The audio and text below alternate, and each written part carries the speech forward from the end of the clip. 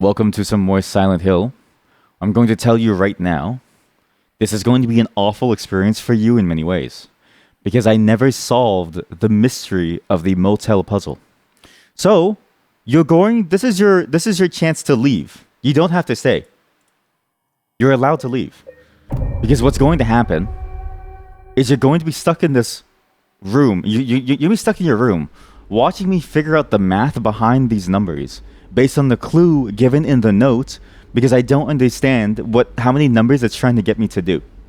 Okay? You are absolutely allowed to leave. And this is what I think about this game.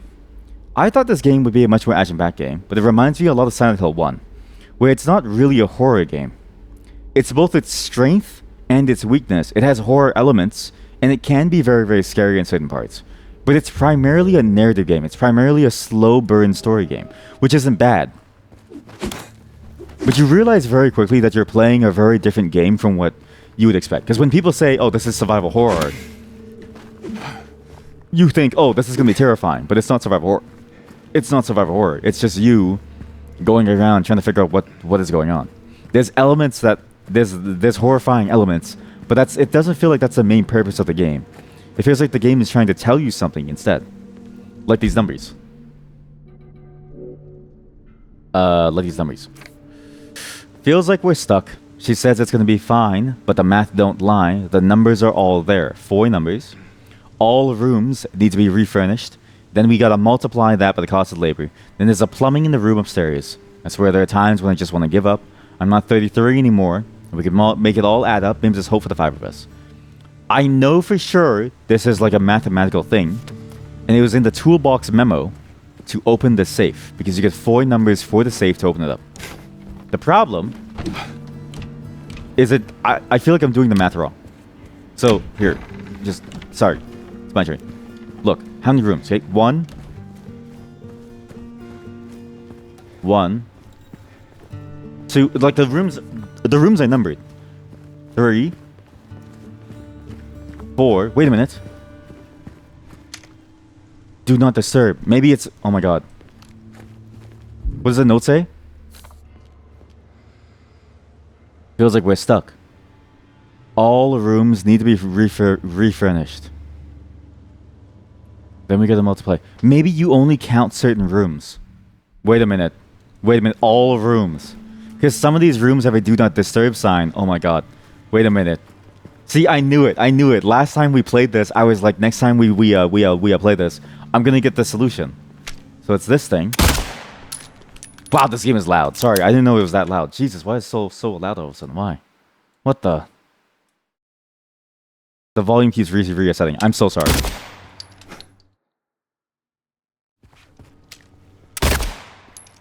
Still very loud. That's better. Was it always that loud? Was I always blowing your ears out? I'm so sorry. I didn't know. I will say there's something weird about like the volume of this game. Even with night mode on, it seems like the range is very high. But it's like, do I want the range to be that crazy? I'm not really sure yet. That's better. Okay, so let's imagine it's all these doors then. So it's 1. So there's 8 total rooms, and the ones with the do not disturb, or there's 1, 2. How much ammo do I have left? Use all my ammo. 1, 2. There are only 2 do not disturbs.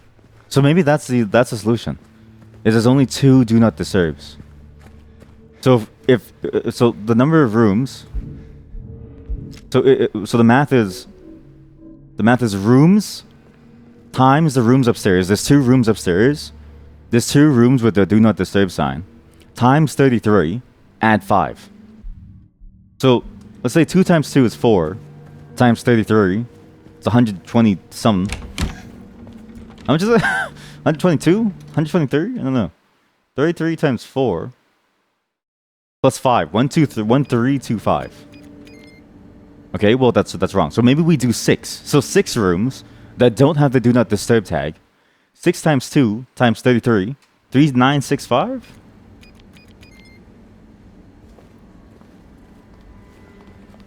But if it's plus 5, it'd be 401 instead. But then how do you get the... It's a 4-digit code, so it can't be a 3-digit number. So how do you make it become a 4-digit number if you have 3 numbers? 4014? I don't get it.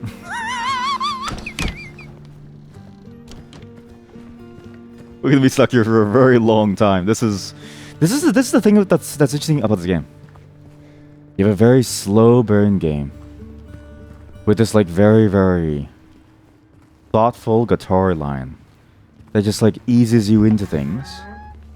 But then there's no answers that you can, like there's no real pace to it. It really feels like even Silent Hill, the world, doesn't have a pace to it. It feels like the world here, as we know it, is moving at the pace of the character. Which is different, I think, from any other horror game that I played, where typically the horror game moves at its own pace and the player is forced to keep up. Not that I don't enjoy this, but I think it is slightly different, and it does feel good. So my last theory, because those numbers didn't work, is that the rooms that need to be refurnished, I think we just check the furniture. I think it is asking us to do the furniture. You think I tried to put a 3-digit number into a 4-digit number, add a 0 at the start. That's a good try. I could try a 0. You know what? You are right. If you have if you have the number, you just brute force it, and you brute force the final number. Can you please get out the way, Maria?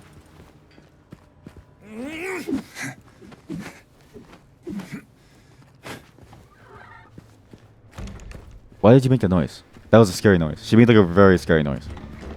Okay, so there's 8 rooms. Let's do every combination. There's 2 tagged rooms. There's 8 rooms total. There's 2 rooms upstairs. So there's like 4 different ways that it could go. Let's do let's do it by the letter. All rooms multiplied by the rooms upstairs times 33. Add 5. So there's 8 rooms times 2. So 8 times 2 times 33 plus 5 is 335. So 3350 0 335 5 335 1 335 2 335 3 335 8 times 2. Wait, I press 8. Yeah, 8 times 2. Yeah, 335 4 335 5 3. Oops. 5 335. Maybe like 335 is it a star? I can't press a star. 6 335 7 335 8 33. Oops. 8 335 9 335 0 335. So now we go backwards. 335 1 335 2 335 3 335 4 3355 335 3357 3358 3359 3350. You know those number stations that exist? I imagine this is what the people who run those number stations have to do. Is they have to like constantly read these numbers out. Can you imagine the insanity? Because it's not like they had voice synthesis back then. Those number stations have been around for a long time. So, was there anything else inside the toolbox? Like, what does it say? Refurnished. Then there's the plumbing in the room upstairs. Plumbing in the rooms upstairs. All the rooms need to be refurnished. Then there's how many rooms can I go into? Can't go inside that one. It's occupied. Maybe it's the furniture. I don't know. Is there? Are there more rooms in this place? Is there like a hidden room somewhere? Does it count the room that I was in, like the office room?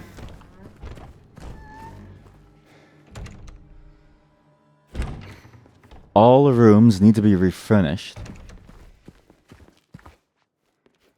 All the rooms need to be refurnished. I don't think there's another room. I think it's all the rooms. There's a parking lot. Maybe there's a room over here. Maybe there's a room over here. Hey, wait, maybe there is. Wait a minute. You still dead? Yeah, you are.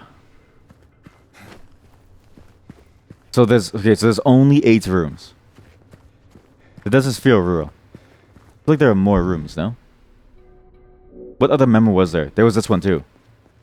No, that's the gardener one, sorry. If anyone needs anything, I'm fixing the pipes at 107. They were fixing the pipes at 107. Jack's in. I'm not trying to look at their ass. Move. Low rate cable color TV, kings and queens.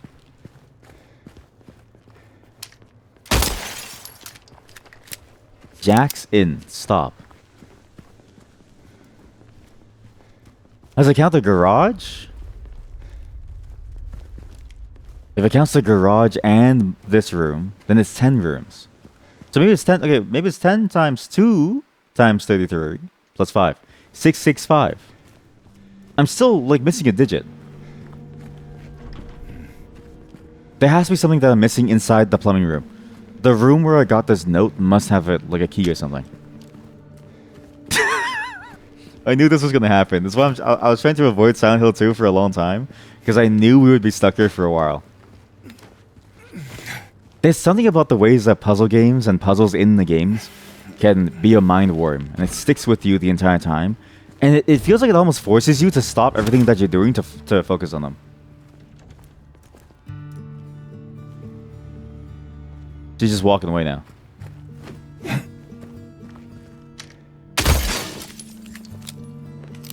Are there other numbers here?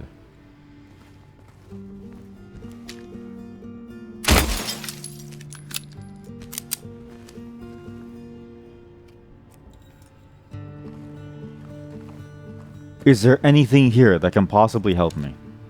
What was the memo again? Here. Feels like we're stuck. She says it's gonna be fine, but the math don't lie. The numbers are all there. All the rooms need to be finished. Then we gotta multiply that by the cost of labor. Then there's a plumbing in the room upstairs. I swear, there are times when I just want to give up. I'm not 33 anymore.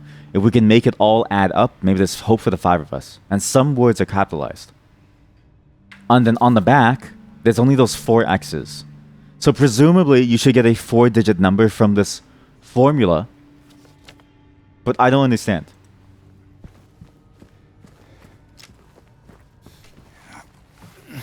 And add 5 is interesting, because add 5 sounds like, do you add it to the end of the number, or do you keep it as, or do you add it at the end, or would you add it into the result to make a new sum?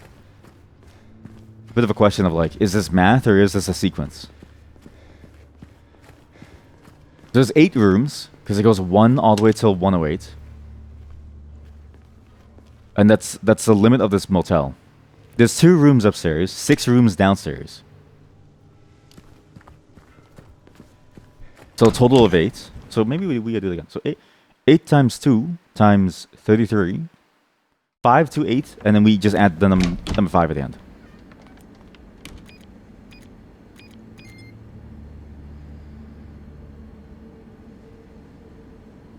Well, that didn't work. So it plus 5.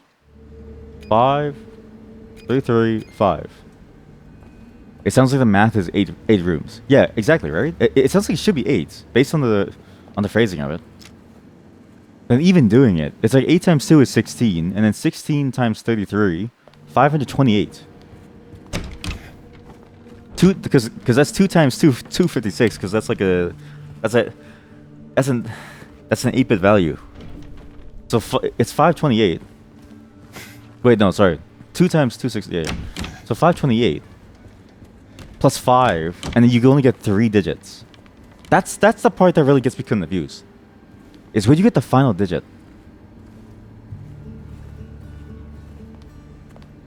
The other way it could be construed is maybe the 101, 102. Somebody said that? Did you hear that? 102, 103. Like, it's not just 8 rooms, it's like the numbers of the rooms too. 528 plus 5 equal 533 as 4 numbers 0, 533. I'm pretty sure we tried that. I'm pretty sure I went 5, 0, 533. What the fuck? I didn't try that? Wait, so what number did I try? Oh god.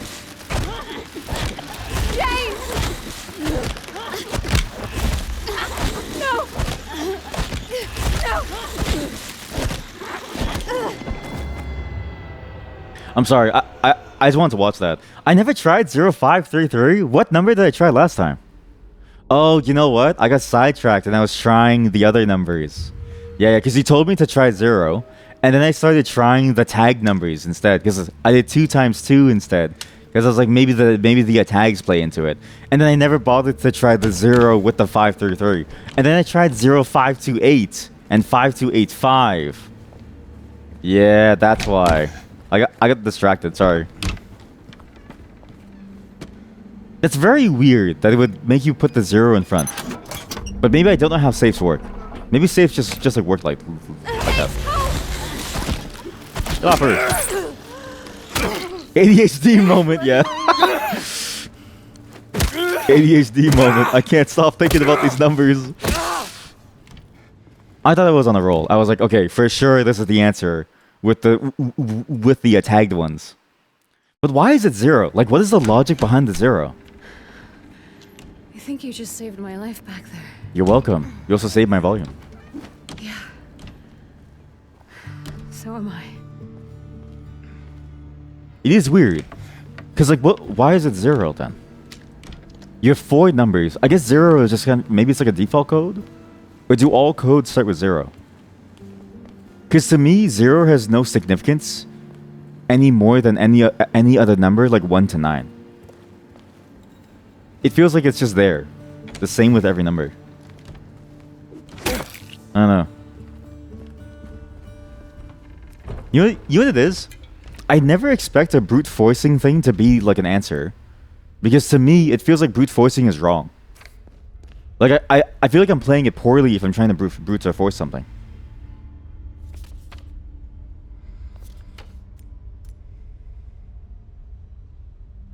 Because then it feels like, should I be brute forcing this final number, or should it really be something like this?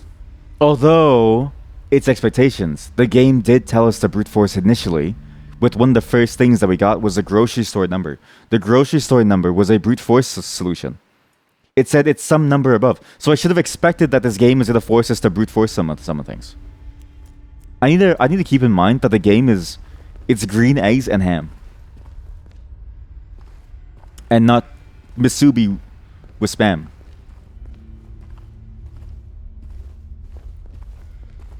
Breakable. Why was that person inside here? With the ammo. The machine shop. Huh? But this was also the garage in the first game, where you got the Apophthagatus with the good doctor, quote unquote good doctor.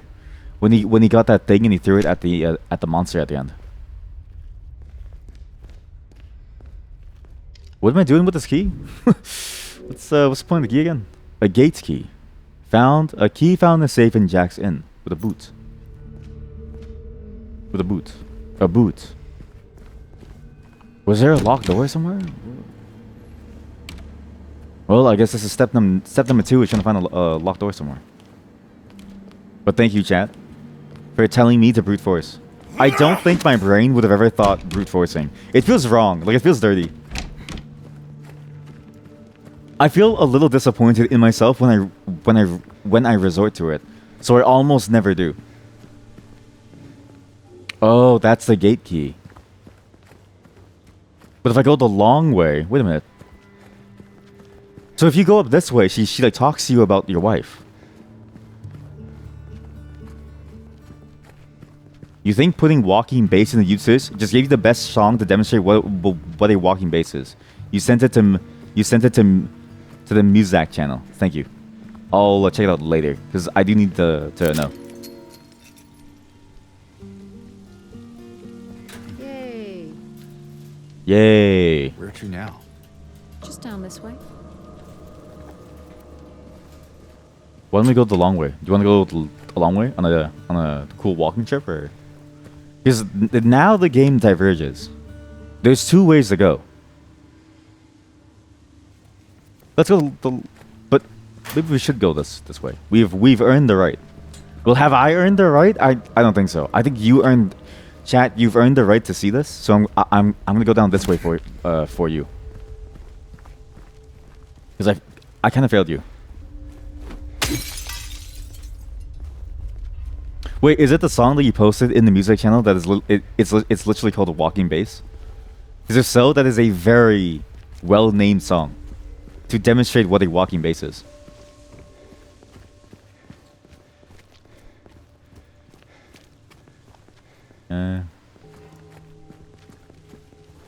Jackson.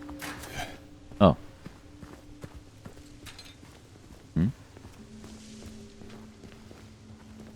Yeah. Yeah. What's this house? Hey, Maria, do you know what this house is? Come inside, come on. Isn't this one of the houses that Henry Mason went into in the first place? Why is she avoiding the house? Maria?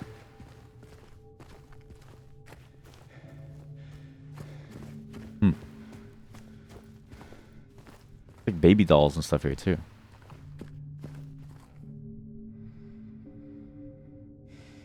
What am I looking at? Oh, look, look. Is that a symbol? I can't tell. What am I looking at? Spilled milk? Spilled beer bottle? What's that? Looks like spilled milk. But I don't think, like, the milk would be cheese by now.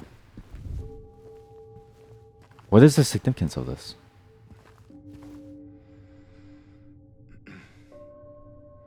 With a candle, one candle down. And a liquid. Well, I feel like this is very important.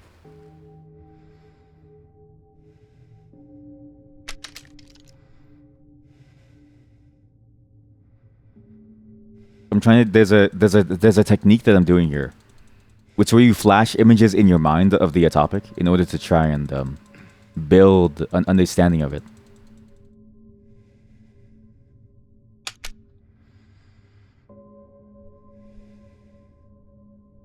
I don't get it. I don't get it. What? Is everything all right? Yeah, it's just... This place just gives me the creeps. I'm not sure why. You ever been inside? I'm not sure. It does feel familiar somehow. Like a bad memory. A bad memory? It's nothing, really. Like a bad memory.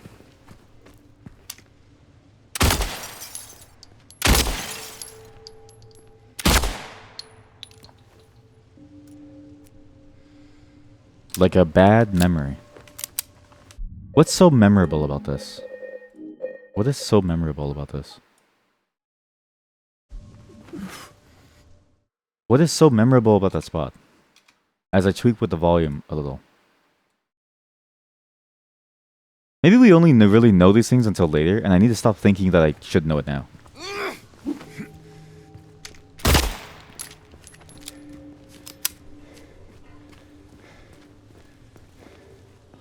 I have no more ammo, do I? Okay. Maria, I know you're having a bad time and all, but I need to know where we're going. You said just down the road here. We're going to go to Baldwin Mansion. Wait, it's called Baldwin Mansion. I feel significant.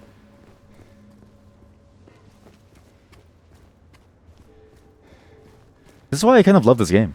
The pace of it feels exactly as you would expect. It's kind of the perfect slow burn game. So, James. 3 years. That's a long time. What will you tell her when you find her? That I love her. Oh, then. Lucky her. What's that supposed to mean? Nothing. Like I said, 3 years is a long time. I messed up. You know what? Don't mess with the system. Okay? They made the system the way it is for people like me to keep it the way that it should be. There we go. It's fixed. All I had to go was go back to max. The sound balancing was completely off after, and I messed up the system. That's why her voice was so quiet there. Because you were never meant to keep her that quiet. Interesting too. It's interesting too that he's trying to find his wife, just to say that he loves her, right? I mean, not to say that. I mean, you shouldn't. It's not to say that you shouldn't do that, but it does feel a little like a lot for how little it is. If that makes sense. Feels like maybe there should be more to it.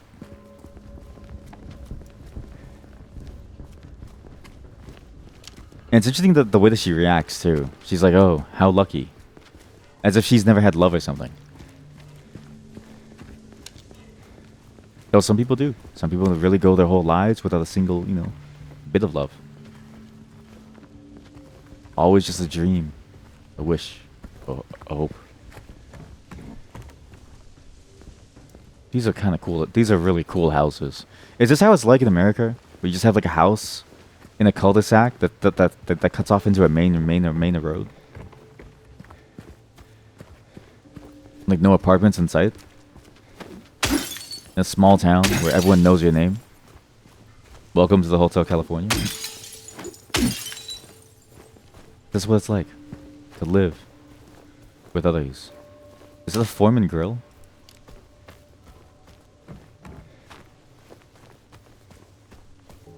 So detailed too. All these little bits of trash around all over the place.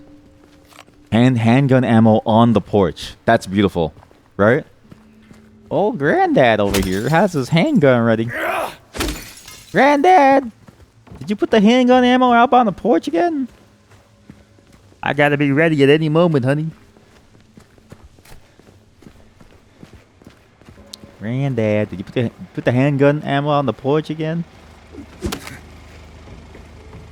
Honey, I gotta be ready to blast. You think it's safe up in here in America? Hell no. I'm ready at a moment's notice to blast them. I bet you she wants to take me to the Lakeside Diner. But it's why the car is here.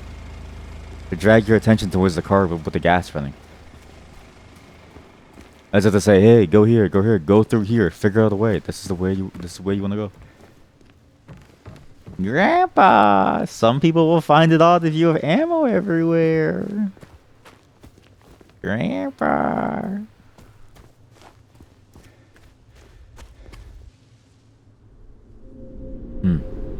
Strange. This should not be here. Well, it is. So, what now? Now we look for another way.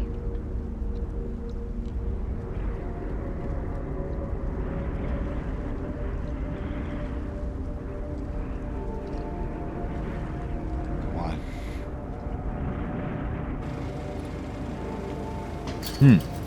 That's interesting. James?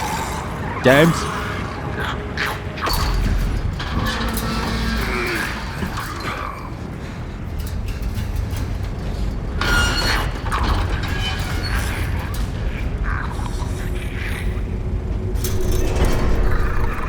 I lost the bat.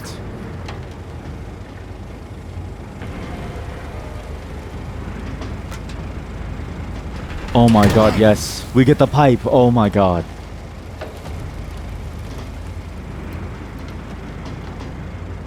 James? Don't worry.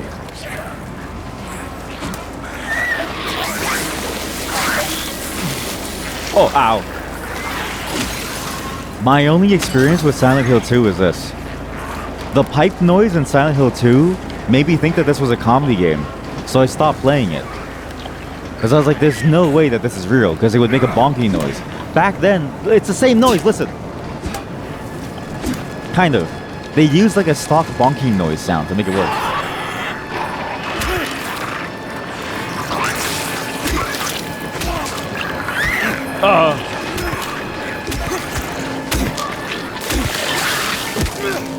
Good luck, Maria. You're still playing web fishing, and the sprint increase link is great. Yeah, it makes you run so much faster. It makes it easier to like find places. If only it didn't cost so much money. God, it's still so loud. Sorry. If only it didn't cost so much money to use it, I would use it more.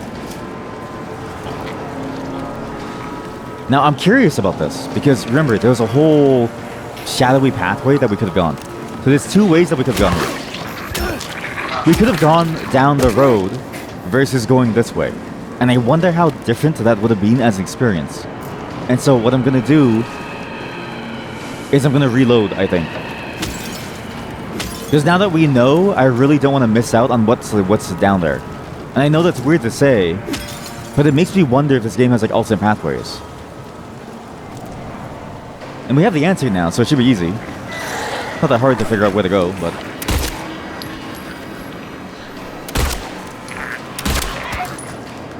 You see that, honey? That's why I put the handgun ammo down by the porch. Grandpa's got it for later. So I'm so curious. Like, what is the difference between these two pathways? We have the autosave, so it's fine. And should autosave is there. Like, what is the main difference between these two pathways? Because the long pathway, she's like talking to us. She's like having a conversation with us, and we can't go backwards. So you're locked out of this pathway as soon as you go through here. What changes? It's such a fascinating way of doing pathing here, and it's hard to figure out which way you kind of want to go because you want to make sure that you see everything, right? Because I don't want to miss a single thing. And this pathway too has some weird stuff too, like this monster that was here. There's a lot of variability in how you can play this now compared to before. Please talk to me and make this all worth it.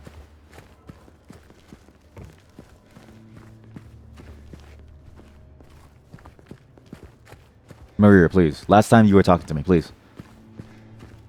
Maria. Maria, please talk to me. Please tell me what's on your mind. Maria, please. Maria, please. I'm begging you. I did this for you.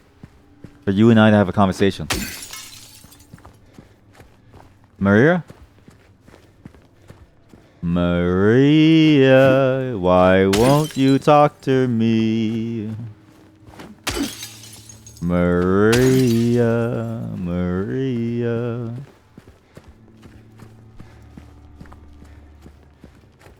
There's so much to see.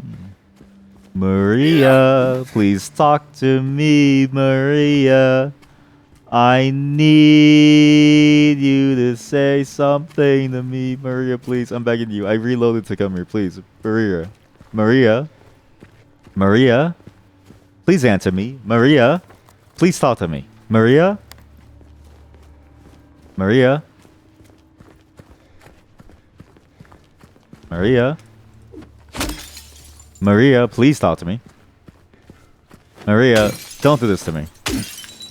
Last time we came here, she had like a whole conversation piece. She was asking me about my wife. The wrong way, right? Here we go. Yeah, just bear with me, okay? I'm a Whatever kleptomaniac. you say, big man. Hey, thank you for calling me Big Man. Big Dog is also a really good moniker. My G, Big Dog, really good monikers. Reminds me of the Tiger Woods thing when he like daps someone up. It's a really good dap and you hear it. And he goes, Big Dog. It's like, yep, I feel good. Anyways, Maria, I'm a kleptomaniac. I'm here to actually steal things, so. You may not know this, but my wife, you know, the reason why she's here and probably dead is because I was crimes. The speedy slipper is only $10, so it's the extra catch that costs 150. Yeah, but the extra catch seems really good. Like the extra catch seems like speed out of control. It makes me want to spend it. But I also have a really bad spending habit, so. See, I knew people would like the game, and I'm very glad that people did. Because web fishing is an amazing game. I know it's maybe sacrilege to talk about another game as you're playing a game. It's a bit like cheating. But that game is honestly great. I swear I heard something too. Maria, Maria, won't you talk to me? Maria, Maria, won't you tell me what I wanna hear? Maria, why won't you talk to me? Maria, when will you comment on my particularly violent behavior? James? What? What's up? What's wrong? What's wrong? That's what's wrong. I got you. It's a turn-based game. It's a turn-based game. It's a turn-based game. It's my turn. It's your turn. It's my turn. It's your turn. It's my turn. It's your turn. It's my turn. Oh, it's okay. Sorry. It's still your turn. Ah, it's my turn. Leave it to me. Like that? Maria. Amusement park. So good. I'm okay. Don't worry about me. Maria, when will you follow and subscribe to my Twitch stream? I should just sing a song for every single viewer who like comes in, begging them to subscribe and watch my Twitch stream. But the problem, right? You have to have a 3-syllable name, and if you don't have a 3-syllable name, I have to make up a new one. Because it doesn't work with like Red Schnipper Panda. It's like too long. Or Hebesaurus. Lakeside Amusement Park. Come on. Funny Shinny Night Party. -3 miles away.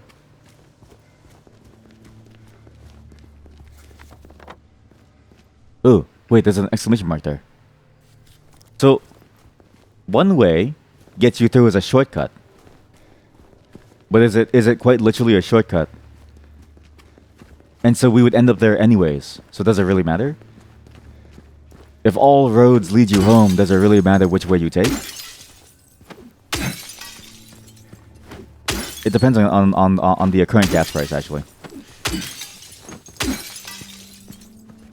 Gas high, drive low. More of those things.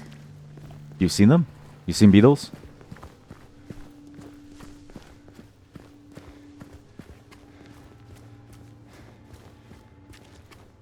This is a weird place. And it's weird you can just keep going. You can go all the way to the Silent Hill Historical Society. The what? Okay, so wherever I went, felt like I skipped way too much. We still will go there. Because you have to. It feels important to go here too. It's your turn? My turn? It's your turn? My turn? Okay, listen buddy. It's a turn-based game. Okay, when it's your turn, it's your turn. When it's my turn, it's your turn now. Go. Okay, now it's my turn.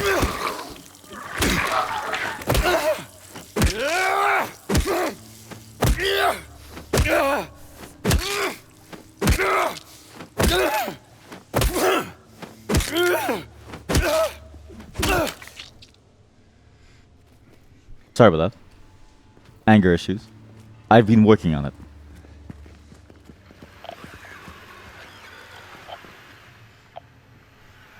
It's a beetle. Beetle. Makes you wonder what the beetles are. Because this game's monster design, because like, it's funny to think that Silent Hill 1's monster design was like pterodactyl. All right, just like throw it You're in. gone. For now. You think? But Silent Hill 2's feels a lot more focused. Like they really care about the design. I get what the human-like monsters feel like, seem like they're meant to be. I don't understand what the bugs are meant to be, or like what they represent.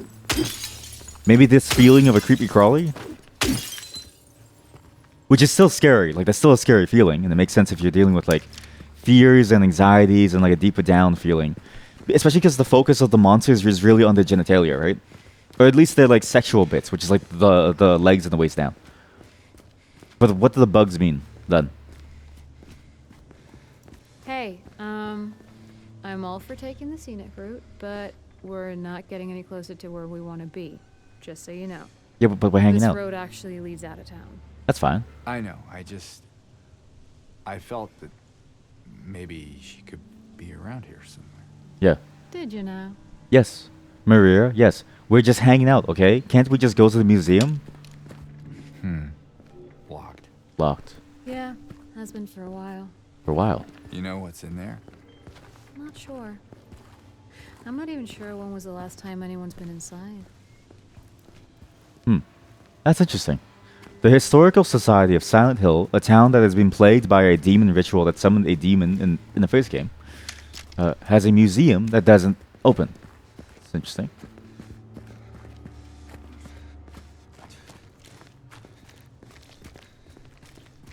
Giga computers for lease. Back when computers were so expensive that you could just lease one instead of buying one, and nowadays you can get like a laptop for like 50 to $100.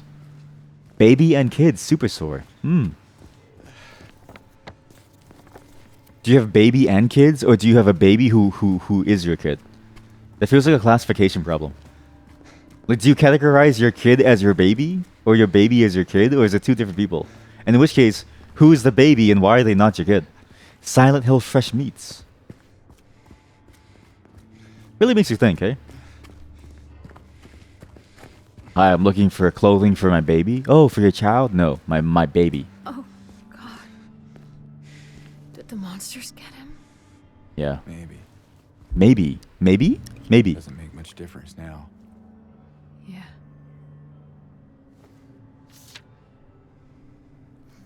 I can leave by not leaving. I can only leave by not leaving. Oh.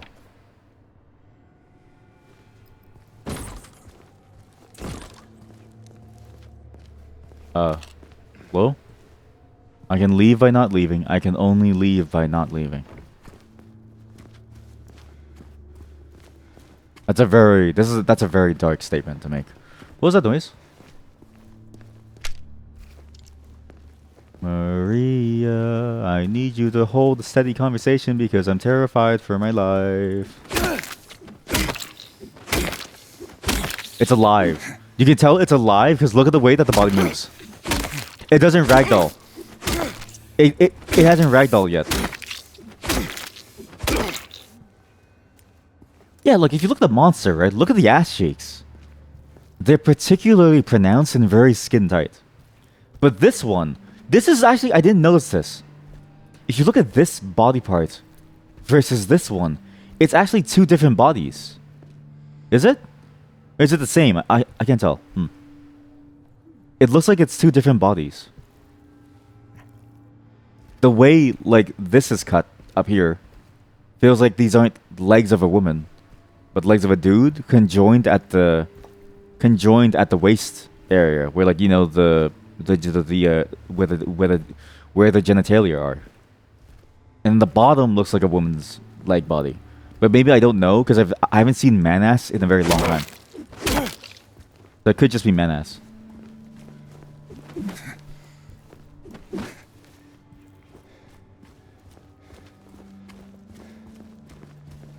What's weird is that they're both dead there. As if somebody killed them. They can only leave by not leaving.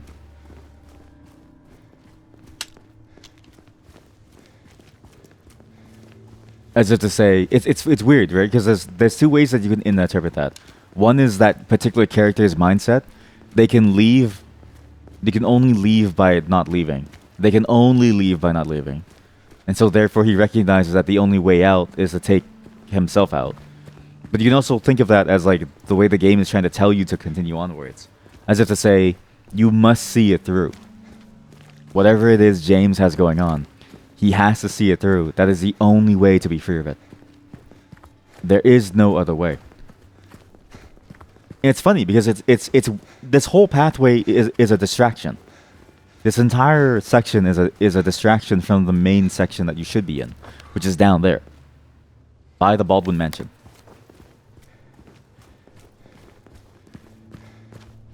I should maybe save at some point. We don't have to redo this run, but what? You can wait outside if you want.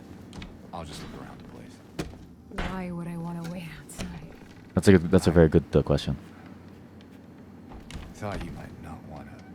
James, if you don't want me around anymore, you can just say it. No, No, it's not that. It's not that. Just a stray thought. You're the only friend I've had in like the last 9 hours of playing this game. So what's interesting is that now we're on a different place, which is weird. Like, where are we in relation to the original way of going through the Baldwin Mansion zone? Like, it's a shortcut, sure, but it feels like you miss out on so much going the Baldwin Mansion way. It's like you're punished for getting a reward. 1280. I think that's a good code to have, sure. Keep door closed.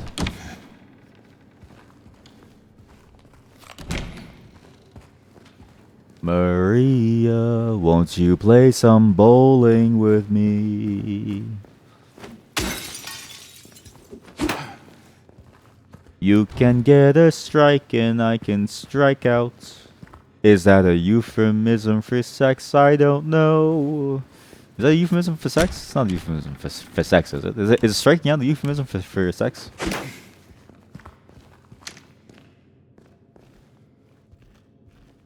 I love these old photos of people bowling. Bowling back then was like a real game that people played. What a crazy statement to say, right? But there was some weird cultural phenomena with it. Same with skating. Indoor skating rinks and bowling seem to be the hit in America. But in Canada, it's outdoor bowling. Hey, do you want pizza? Ugh. This town's full of monsters. Who could just sit here and eat pizza? But you don't like pizza? Get something against pizza, man? Maria, do you want some pepperoni pizza slices from Pizza Pizza? Two for one deal. Medium pizzas all day long, all summer long for $5 deal.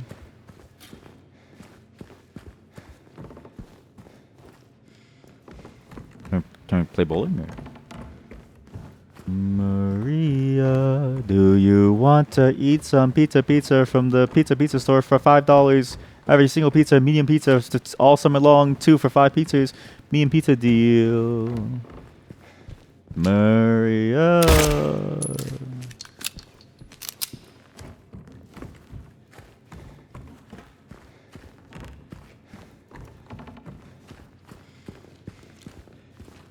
I will say there's a point where the game feels a bit so slow that I go a little bit insane. Can't bowl. Those were some huge shoes. Like clown level. That was a clown level shoe. Pair of shoes.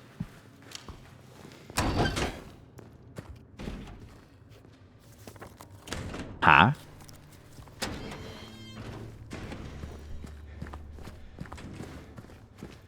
Finching. Perfect waste of brain cells. Perfect waste. Mathematically perfect waste. You just gave me like a brain cell loss too.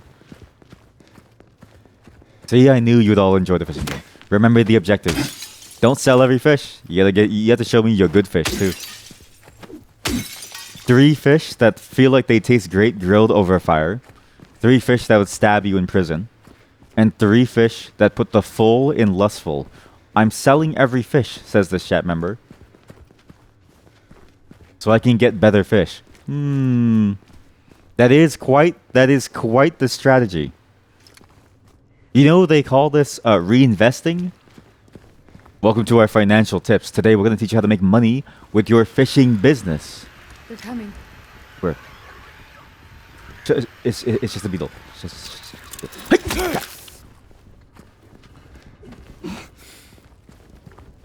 You've been selling most. Teach a person to fish. Locked. Hey. No way through. I told you, there's nothing for us here. Let's head back. How do you know? How'd you know there was nothing here? Teach a person to fish, and they'll throw the fish away. Give a person a fish, and they'll still throw it away. Just don't give them anything. You know. Financial tip. What? Is it? Nothing.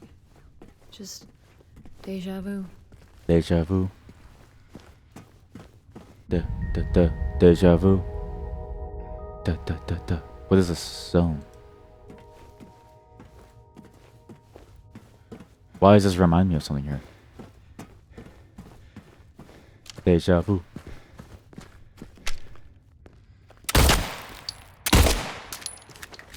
Gambling. They're just gambling. They're reinvesting into gambling. They're buying scratch-off tickets by the dozens. You sell one fish, that's just 5 tickets. They won't stop gambling.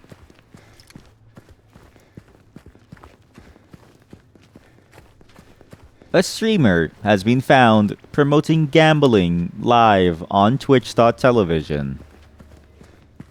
One day I was just watching the stream and I thought, okay, I'm still watching the stream. He just seems like a nobody, so I thought he was fine.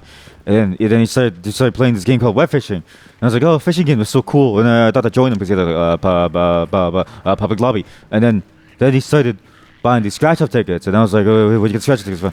And he just kept on scratching off. And he kept scratching more and more tickets. Like he would just fish to get some more money to buy more scratch-off tickets. And then I was like, I can't keep doing this, man. I've been clean for a couple years, and then he just kept scratching. And I was like, I don't know what to do, man.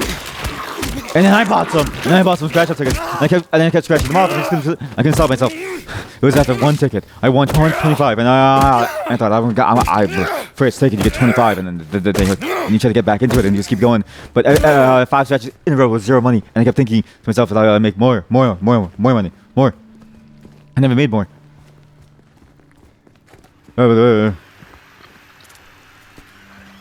This viewer never recovered, and to this day is still at their local convenience store buying lottery tickets.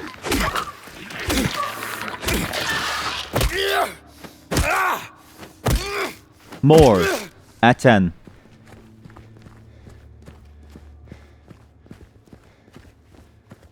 I could play a really, really good addict, like a gambling addict, because I stutter naturally.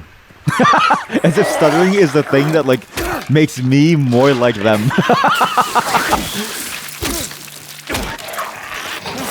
It is my stutter that brings me closer to you.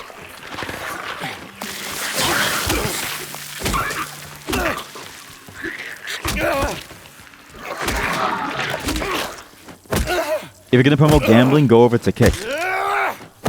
Do you want to be involved with those people? It is weird to think that the community on Kick just feels significantly worse. I watched one Kick stream and the chat was felt very vile. Just didn't really feel good. Is it over? It's over. No, lol. And we don't talk about what I showed you, okay? We don't tell the Twitch admins about what we found today, okay? We don't tell anybody. We don't tell anybody about the fun little games that we found there, alright? If a Twitch admin asks you, have you been gambling? You tell them, no. You say, I don't even know what gambling is. You say, I've never spent money in my life. I'm a pariah.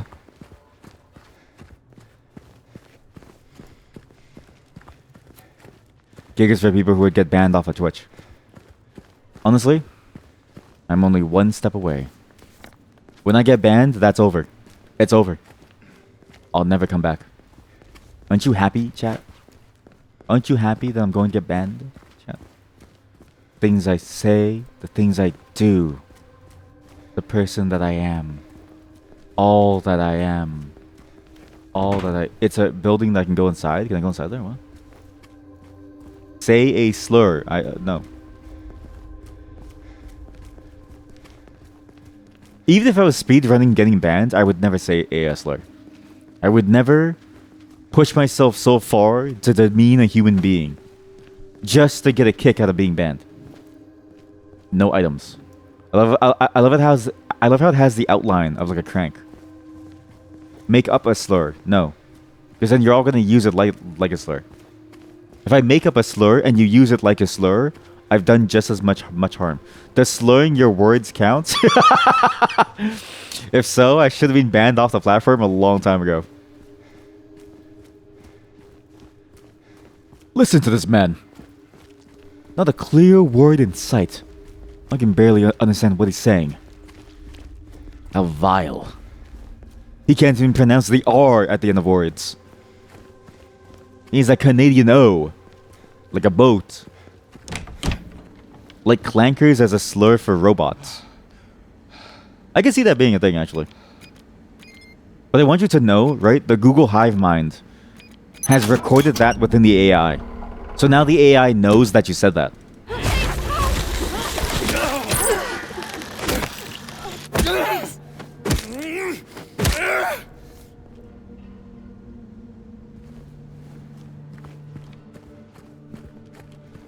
And so when the AI hive mind from Google becomes strong enough...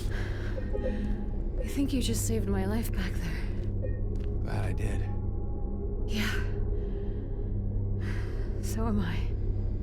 Maria, I'm currently staring into a piece of paper, examining my soul. I need to use the washroom. I'm so sorry. The coffee's hitting me. BRB. I'm back. What's funny is I forgot to hide the heart rate. So, you know what my heart rate is when I'm sitting down to pee. I want you to know that the number that you saw on screen is representative of what I feel like when I go pee. And I never want you to forget that feeling of disgust as you start to realize the implications of that creeping into your mind. Because that's the kind of like that's the kind of content that you get on this stream. Yay. Is you know me so intimately that you can see into my bowels. Just down this way. Reflected into my body. Piss rate. ...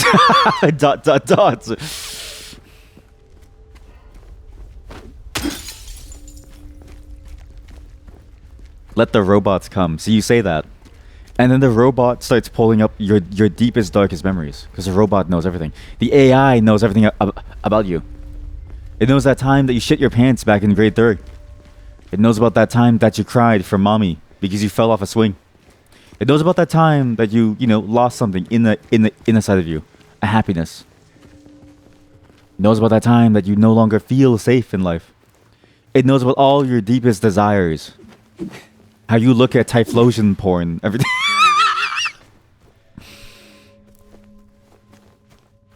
What was Typhlosion's thing again?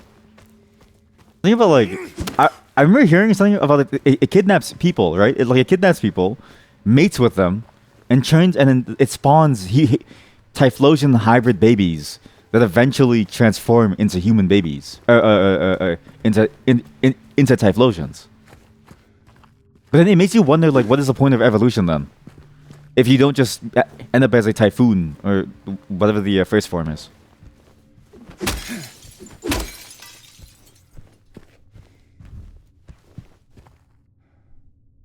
This has to be the Apophthalagus thing, like that white liquid, the white milky liquid. Has to be it. What's interesting is that the bottle is broken. Is everything all right? Yeah, it's just... This place just gives me the creeps. I'm not sure why. You ever been inside? I'm not sure. It does feel familiar somehow. Like a bad memory. Like a bad It's memory. nothing, really. Like a bad memory. Like a dream. I do these strange photos, and I wonder if any of these correlate. There's a bunch of numbers on them, too. Just strange. Tell me about the white liquid. Well, you see, it's made from some flour. You drink the white liquid, and you vomit out the worms that are inside your body. Hmm? It's a dewormer. Yeah.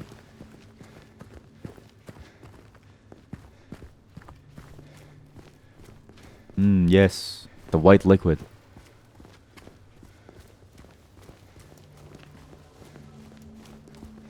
I don't think there's a single person in the world who actually enjoys So, eating cum. James, What?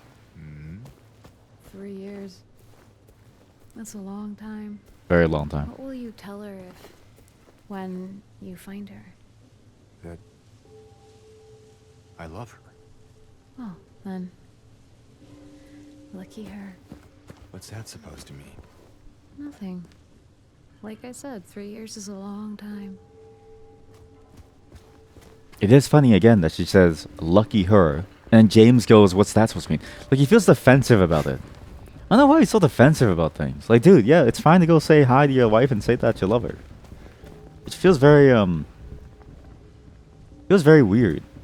Usually people get defensive about things because they feel offended about it. But it's like, what is that? I mean, it's like you're trying to pick a fight with, like, people constantly. She's just saying, man, it's okay. She knows you love her. She knows you love her wife. Your wife. Sorry. No, it could be her. It could be her wife too. We don't really know. 'Cause I don't know who she is.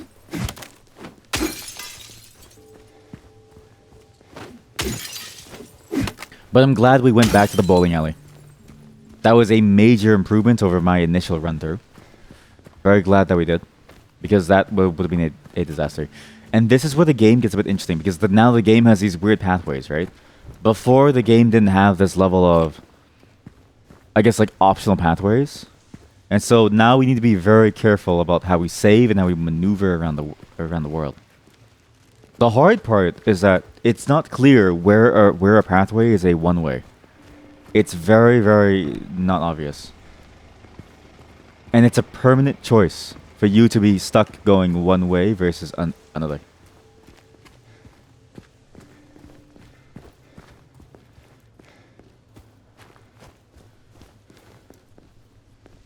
What's weird is that going this way doesn't trigger the cutscene. Huh?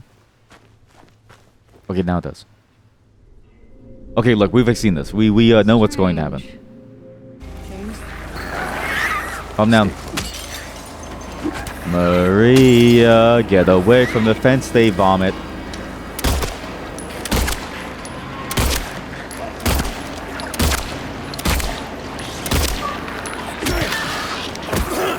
No, this pipe should do more damage.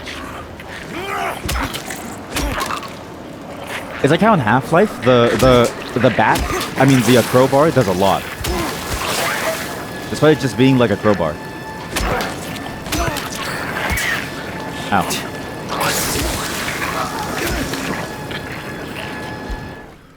I'm gonna die.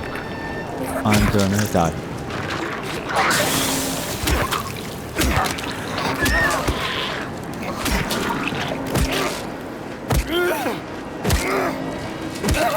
Now I feel satisfied with my actions. Not the murder. The murder, I didn't mean the murder. I meant specifically the action of me going down a specific pathway. What's interesting is that even this spot has two pathways. The blood that flows and the emptiness that follows on that side. And I wonder what the difference between these two are. The blood is obviously where you should be going.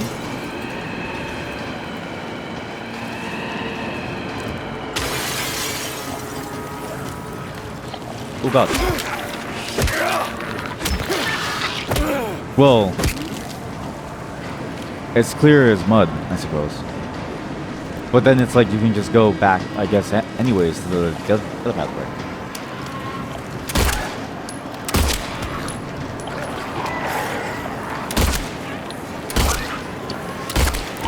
Hey! Ah!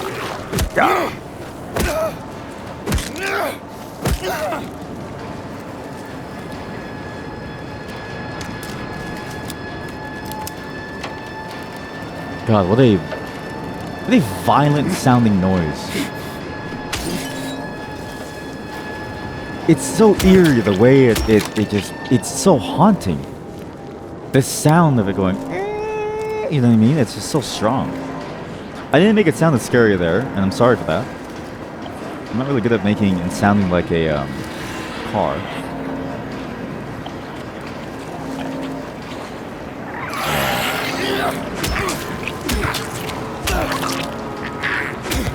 The combo on this thing is insane. What the? 5 free hits, really?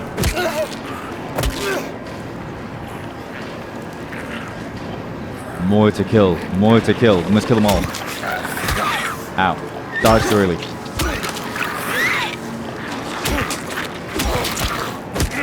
This thing does way more damage. What a good upgrade. I love this.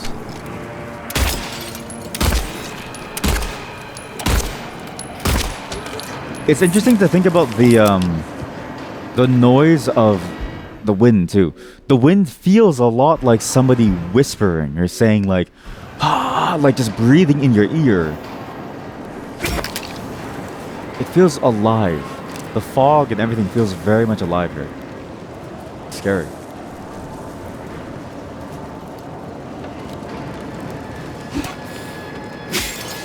Where am I now? Whole new zone, I guess. More ammo here.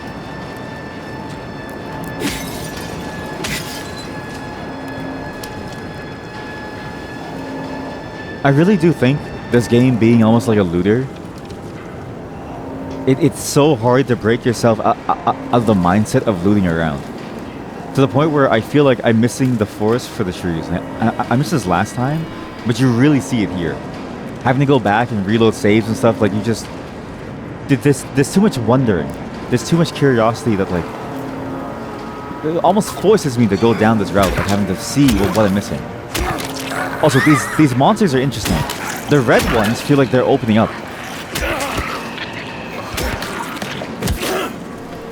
The normal versions of these monsters, the non-red versions, feel like they're much more tied up, like their jacket is closed. These new ones feel like they're opening up for some reason. They're more revealing, or they're becoming different in a way. It's very odd. And look at the different ways that you can go. There's a main road, but then there's a side road. There's all kinds of ways that we could go. It sort of makes you wonder which is the way. Like, see, for instance here, I can go into this like backyard now.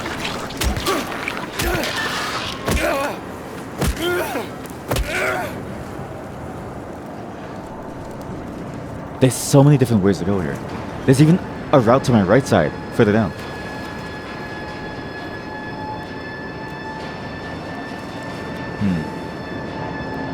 I wonder which is the right way to go. It's interesting that the game provides you so many different pathways too.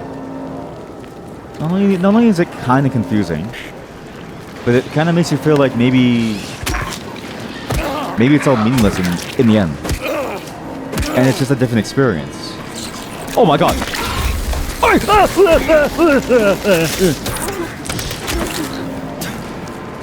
It's your turn.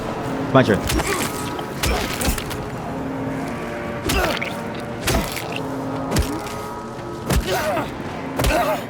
Bullseye.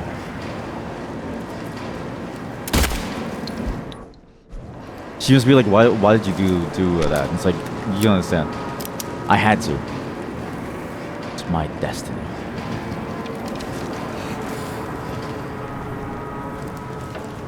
This is the house with the fence that we could have gone through.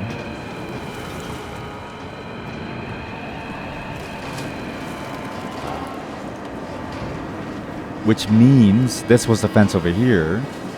But then where does that car garage lead? Because this road leads down here. Which is the fence over there. Locked up over here. Maybe there's only one way to go. And they all lead the same way. And then that door, I could have gone in through the door instead to go there. Which leads me this way.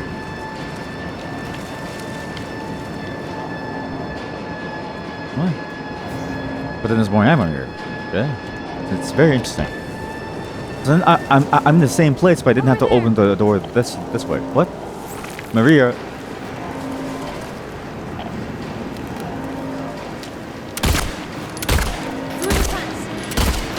I'll catch up with you later.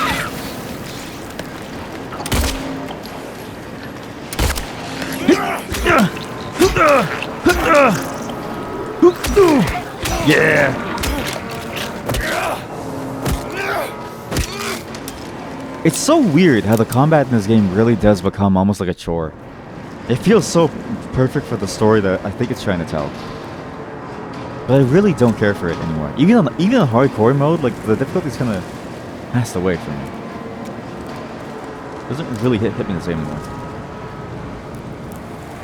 All the same road here. Through the fence there. Nothing up there. Nothing over here. Alright. Ready? Let's go. Get in.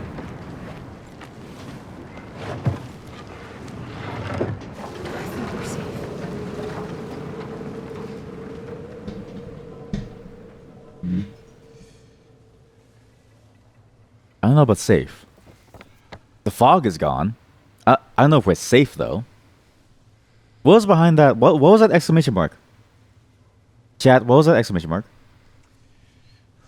Did I mess up and did I forget something? Did I forget something? Am I gonna have to do this again and save again and then go back again to live my life again? Oh no. Oh no. Well, what have I forgotten now? Come on. Let's go. I'm disappointed in myself. Maria.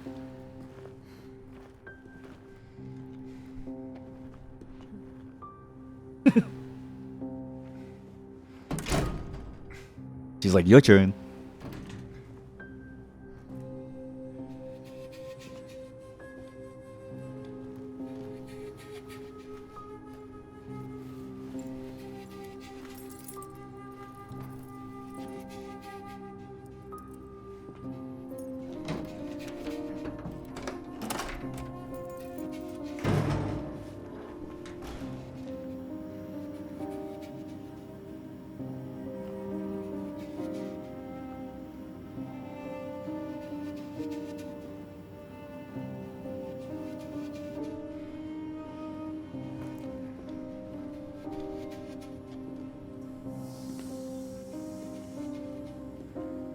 That's an interesting hand motion. Very weird.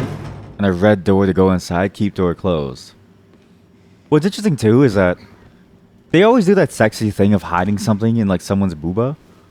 But like imagine the pain of that. Like imagine the pain of you having to like keep keys between two masses. Like try it now, okay? Put something sharp with like jagged edges but between your thighs if you don't have titties. It doesn't seem comfortable.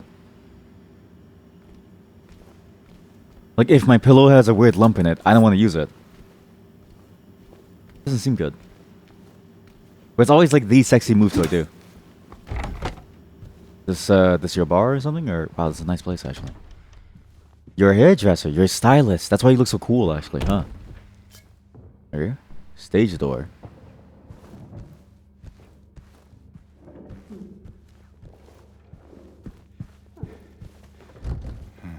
Wild Wednesday. Hello? Heaven's Nights. Heaven's Nights. Oh. Oh. I thought this was a hair salon. This is the backstage of a strip club. Oh. So innocent to me. Ready to kill it. Number 12. I love you, Mom. That's anxiety. See? Body. Hands crawling over you. Feeling you. As if they are you. Naked body man.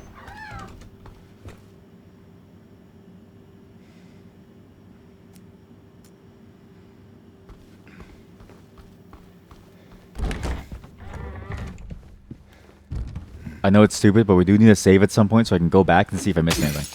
Like, genuinely, that exclamation mark is going to haunt me for the rest of my life.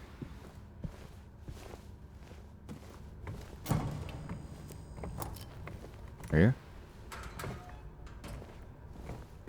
Maria, will you give me a show to see?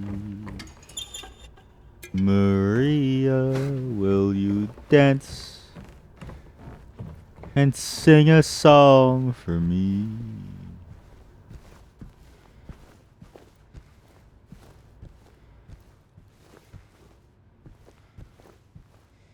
What's always weird about these private rooms is that, is it really private? Like if you don't close the curtain, people are gonna look inside, right? They just it doesn't feel it doesn't feel comfortable if you want to come here. It just doesn't really seem like it's good.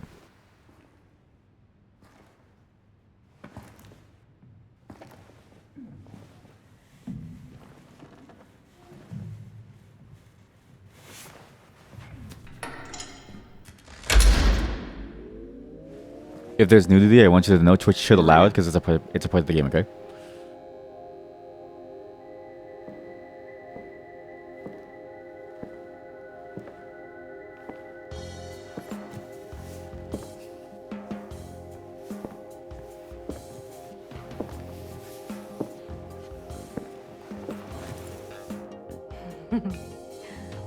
What?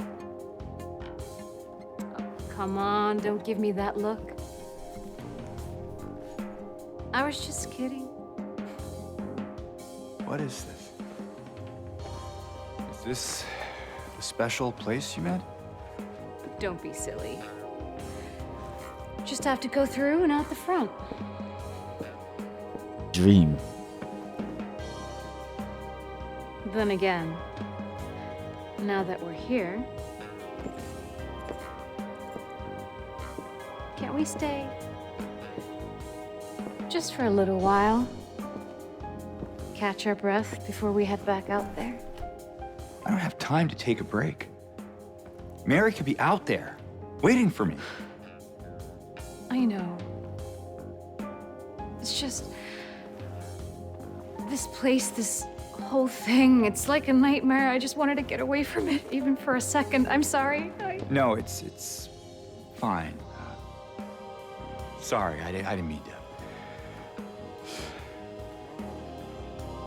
I guess this place is getting to me, too.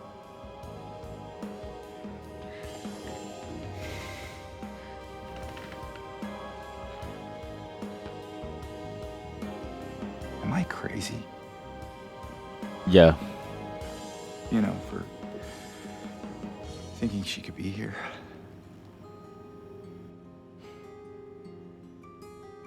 Crazy is one word for it, I guess. I can think of another. What's that? Hopeful. Well, that's a nicer way of putting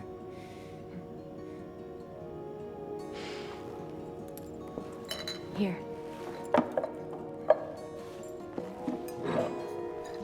What are you doing? Something to take the edge off.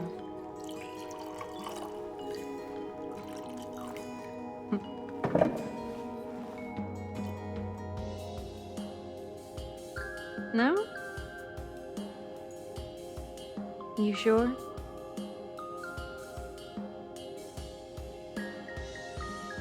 Fine. Be that way. Here's to... hope, undying.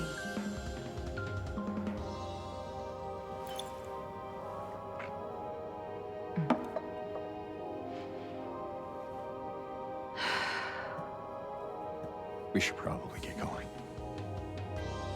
Fine.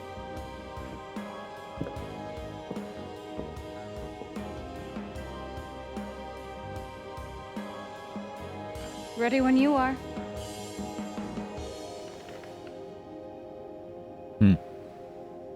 Get that shit away from me, Maria. I don't need no goddamn drink to keep me calm. I'm stable. I feel good. They went very, very hard on displaying how you should feel about this. Which is interesting, because the hand motion alone, I think, was a great subtle twist to sort of show you why he's trying to avoid it. Clearly, he doesn't have a good relationship with the alcohol. Lost and found.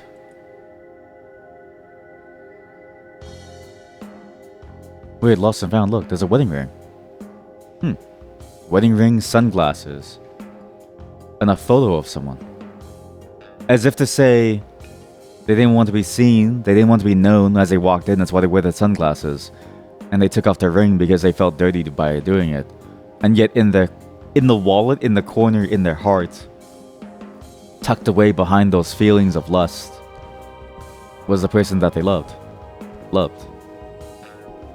Interesting. Very interesting. The Fifth River. Special alcohol. The Fifth River. Special Old Reserve. 40% vault. 40%? Holy hell. I feel like the hand motion was enough to really convey that he's struggling to hold back, right? It's weird. It's everything so far feels like it's been temptation after temptation. This whole place is I mean, it's representative of temptation as a whole. It's fascinating. You know what's also fascinating?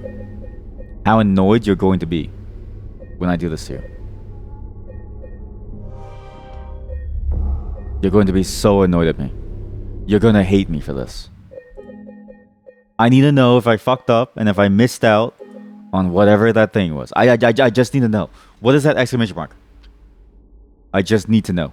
Like, did I mess up somewhere? Did I fail anything? Did I ruin it for myself? I don't know. I'm sorry. But it has to be the way. We'll talk about that zone as we're here. It feels like this whole time, it's this concept of temptation. You see bits of it here, like this idea of working out and those ass cheeks hanging out and stuff. But also the monsters and stuff and their ass cheeks hanging out. And it's like, why is all of this here? Why is it so focused and pronounced on this idea of feeling like you are being tempted by something? I'm starting to realize something, right? It feels a lot like James is trying to make up for something. Because he's so adamant about saying that he loves his wife. And then you see the ring inside the lost and found box. It's lost and then it was found. And when it's found, it's sort of that horrific, well, not horrific, but definitely very, very painful realization of like, oh, they tried to push their feelings down and tried to push the reality of what they were doing down into their back pocket. And then it was lost along with their wallet, where they held the memory of that of somebody who they loved. It makes you wonder, all of this. It's as if James made a mistake at some point. Like, I don't know anything about Silent Hill 2 beyond the basics, right? Of like, it has Pyramid Head. So this is just my interpretation of it for now. But that's what it feels like. Oh my god, I did miss something. I did miss something. I knew it.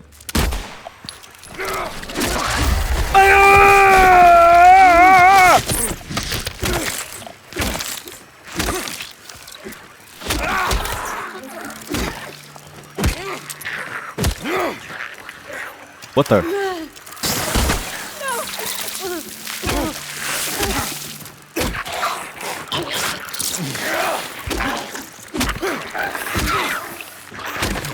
I'm gonna die. I'm gonna die.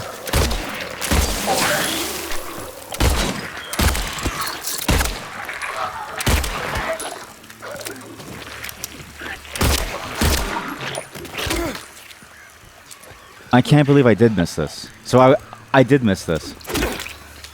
Okay, let's just assume that this whole zone, you're not supposed to come back here. So you do have to solve this zone properly. And that's why you have the jack to then open up the garage.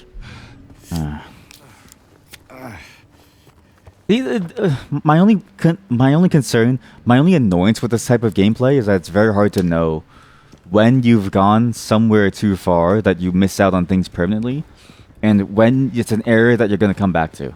It doesn't feel clear at all. Like, the lines feel very, very out of nowhere. Because the maps where you transition into places where there's a no return feel just like the points of the map where it feels like you do circle back. It's my main annoyance with this game so far, and that's the only thing that I wish that they sort of thought about solving. More of those things. To be fair, it's a hard problem to solve. Because the solution feels like you have to reveal too much about the inner workings of the game. To basically break the fourth wall, you have to say, hey, you can't come back from here. And it's like, you know that you're missing something, but you only know once you pass a barrier. And because there's no easy checkpoint, well, that's kind of a checkpoint system. But if you don't save, then you lose all of progress. It's frustrating.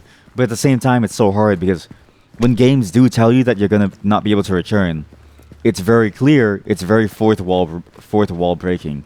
Which for this game in particular, you cannot break the fourth wall. Horror games, if they break the fourth wall, lose all sense of immersion. So what do you do? What do you do? What do you do? What do you do?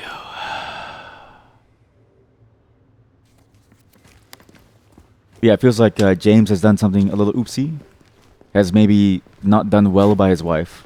And that's why he's trying his best to make up for it. In a way, it feels like a weird love bombing thing. And then this imagery of the wheelchair that comes up very, very often. The baby carriage that was just there alone with just a coin in it. And then these memories that he's finding, the imagery of bottles being shattered, and then him not being able to handle his or like not wanting to deal with the alcohol. It makes you realize maybe this is all a part of that system. You sure that's a good idea? Yeah, it's good. Trust me. Yeah, it's fine. Just give me a minute. You're so worried, Maria. Come on. Hey! You okay in there? Can you let me in?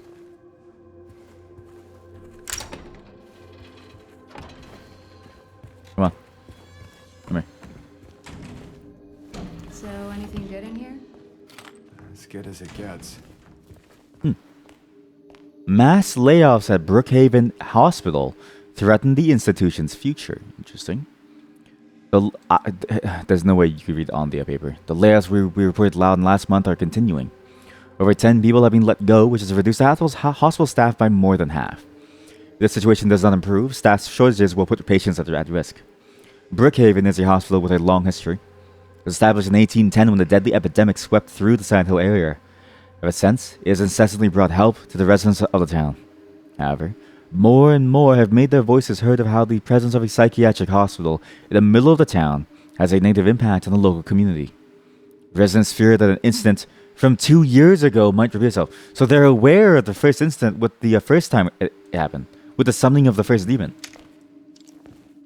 But they think it's a psychiatrical event, like it's like people went crazy, and not the reality of it is that a demon did summon.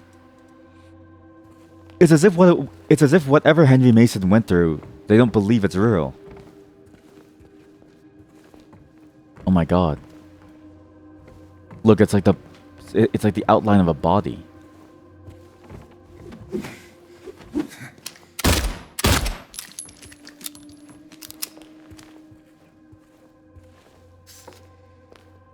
Made it. Irradiated by the window. 20.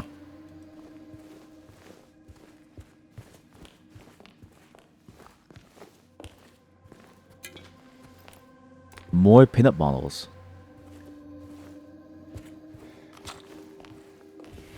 More pinup models. Why do garages have so many pinup models? Like, okay, let's say it's there to entertain you, right? And you have to go down under a car, like you have to go under it like this, right? How are you ever gonna fit with your rock hard boner, like bumping up against the bumper? So, like, it doesn't feel efficient to work like this. I feel like this is just a work safety hazard.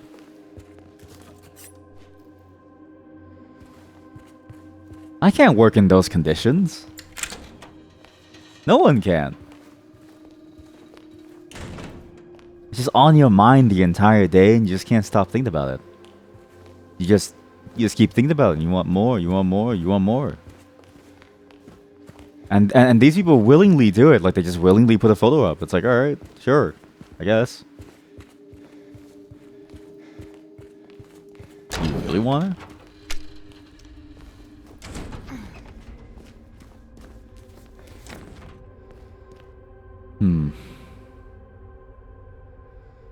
Wait a minute. Silent Hill Historical Society. I still have the gate key. What are the odds that the gate key opens up that door for the Silent Hill Historical Society? I never really tried, did I?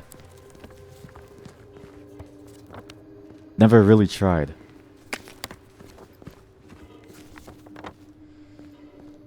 Well, I suppose there's also a question of, did I miss something important over here? Maybe I did, maybe I didn't. You don't really know. Yeah, this is what I mean by like it's just slightly annoying that this game is split into discrete levels. Because like it makes sense, right? Because if you want to go really fast through the game, then you go fast through the game. But it's like it's hard to know where those lines stop because like it feels like you should go through the gates and then you walk up through a random line in the sand, and the cutscene plays and you can't go back. Like, what's the consequence of keeping this particular zone open to you, even just by going backwards, right? I feel like it maybe could have been. But maybe I'm just missing some deeper detail about it not being able to. For the sake of some lore reason, right? Because really, I didn't even see the jack handle in the first place. Who's to say that I even know what I'm talking about? But then what is the significance of bowling? What is the significance of bowling? Pizza bowling. What's the significance too of 1280?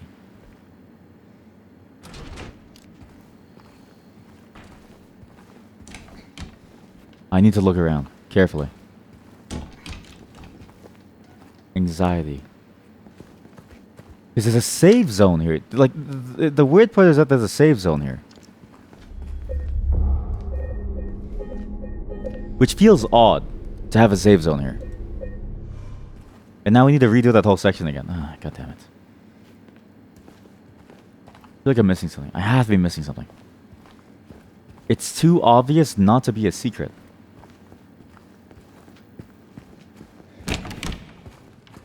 But then it's like, am I just seeing things? Have I gone too far?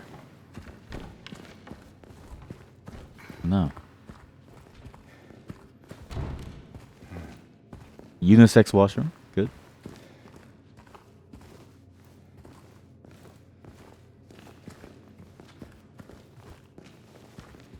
Unused lane, but shoes are down.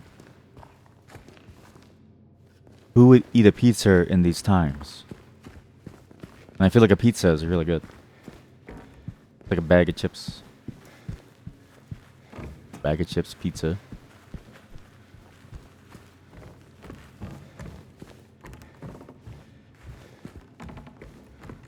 What is the significance of it all? What is the meaning of any of this? Why am I here with a save zone? Silent Hill Historical Society, a key. Which says to me that maybe you do come back. But do you really? I don't know. But you need a key to go inside. So where'd you get the key? My biggest fear is that this ends up being a bit like those old adventure games. Where you made the wrong mistake multiple moves ago. A long time ago. And so you never got the key in the second scene of the game, which was hidden in a watermelon that you thought was just a throwaway item. So you can never progress into the game ever again. That is my fear.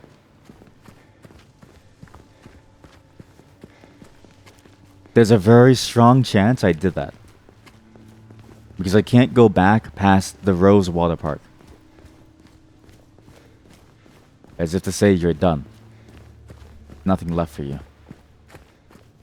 Why? What am I missing?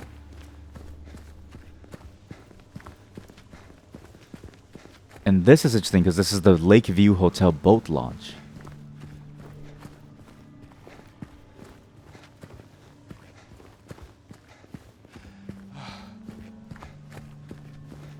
So do I come back here later, or is it locked off for good? Should I even bother with this, or should I continue from where I was? What do I do? What do I do? Where's Jack's key? Locked. Yeah, has been for a while. You know what's in there? Not sure. I'm not even sure when was the last time anyone's been inside.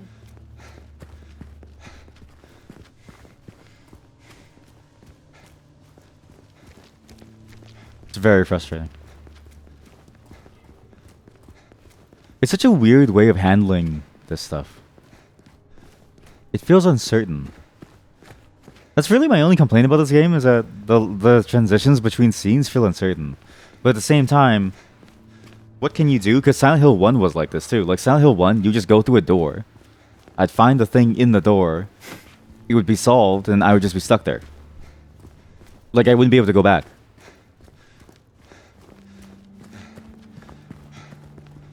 And it feels like this game, unfortunately, had to keep sort of the same almost framing.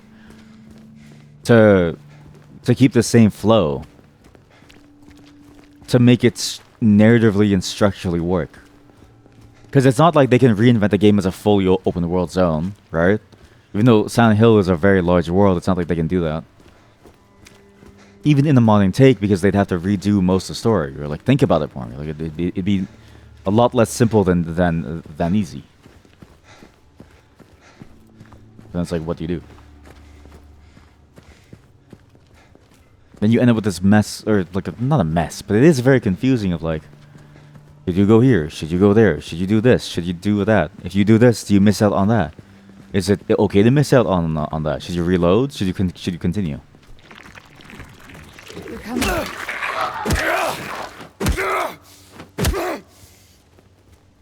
It's almost like a memory, right? Was it worth of remembering? Was it worth it all? Was it worth all this like effort to go through? Was it worth any of this? It's an interesting question to think about, because the quandary is that worth is almost like the strangest question to ask about a memory. Because of course all memories are useful in some way. Well, maybe. But then that's sort of it. It's like some memories really aren't that good. Maybe you don't want them. But it's not like you can weigh them between each other. You just kind of have to take them as they come. You're quite literally forced to remember. It's like that t-shirt, right? Born to shit, forced to wipe. Same context. Same deal. Born to shit, forced to wipe. And here I am, forced to think. Forced to stream. You know, the reason I started streaming is because my mod held me at gunpoint. He said, Jester, go back into the clown mine. Be a clown for me. And I was like, no, I don't want to. I don't want to stream anymore. Please help me.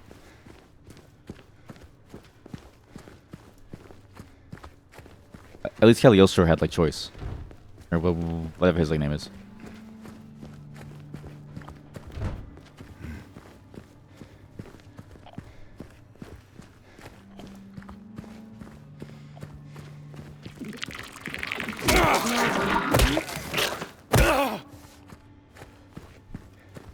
Maybe something popped out from that car? I don't know.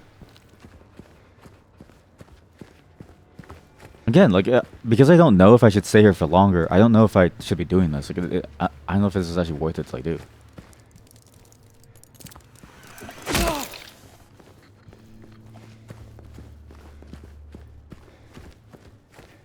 But it was interesting to learn about the Brookhaven thing. So it was worth it, you know? And newspapers are interesting because newspapers feel like the memory of the world. Obviously, this concerns, right? Because the memory of the world, in a newspaper's sense, is very much about, you know, who writes the thing. It's like whoever controls the means of a production controls controls history itself almost. But even knowing that, it's helpful to know about these events, even if they are biased in a way. That makes you realize, oh wait, the hospital and like everything that's here, and the fact that the hospital that we were at, even in the first game, which was 2 years ago, now that we know and now we know the time frame of the game too, being 2 years, is significant. Like that is a significant piece of knowledge. Our character, only 2 years after that event, is coming to a town that is still reeling from the effects of it.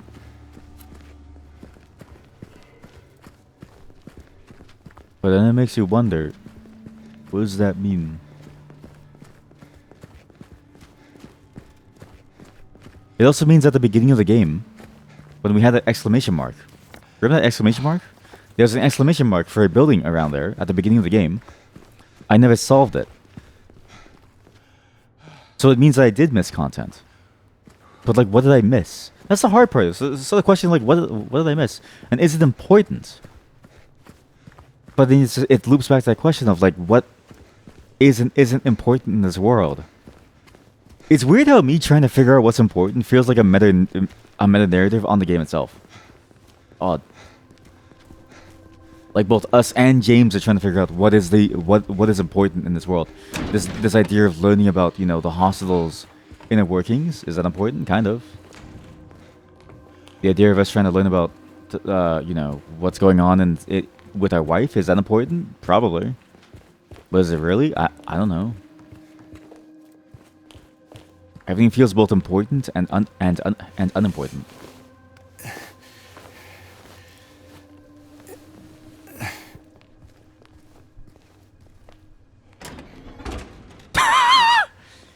It's like, James, why did you do that, James? Oh, you know, having a little fun here.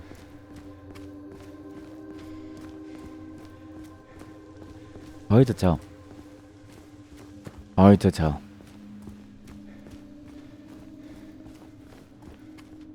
Call 254-721 1280. Okay. I think we're thoroughly done with this area, which means we could probably loop back to this area afterwards, which means I can just reload my save back where we were.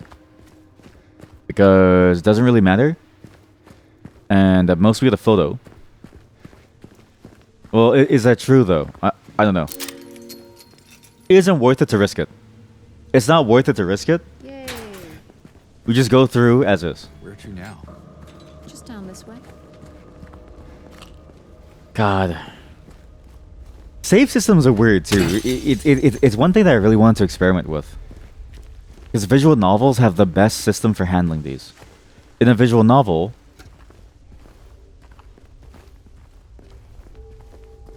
gun in your hand. In a visual novel, if you want to see a different choice, you quite literally teleport to exactly where you want to go.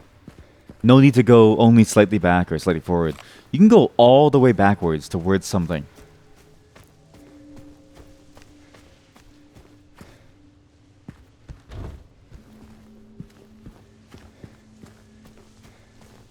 Compare that to like a traditional game with the way that it works is that you save in a specific place and you're just kind of going to go back there and all your progress that you make after and before are distinct. Everything. And then if you split say you split the like save timelines, right? You don't get to all of a sudden take the progress from one timeline elsewhere. It just gives me the creeps. I'm not sure why. You ever been inside? I'm not sure. It does feel familiar somehow. Like a bad memory. It's nothing, really. But in a visual novel sense, because you can jump those timelines quickly, it doesn't matter. The sense of loss is so minimal, so as to be meaningless. Which is also interesting, because it's almost like a different vibe, right? Do you really want your players not to feel a sense of loss? Especially in a game like this, loss feels like it is the most important element of this game.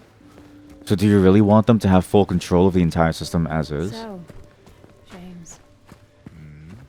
3 years. That's a long time. What will you tell her when you find her? But I love her. Oh, then here. What's that supposed to mean? Nothing. Like I said, 3 years is a long time.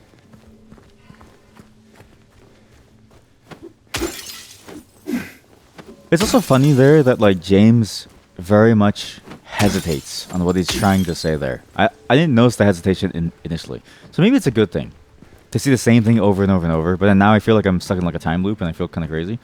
But sometimes it's nice to see the details again from a fresh pair of eyes. I have special eyes. My brain.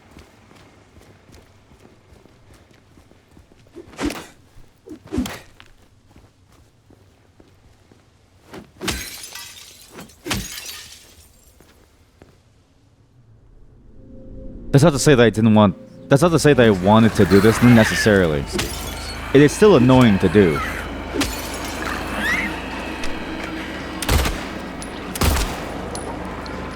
Right on the ass cheek.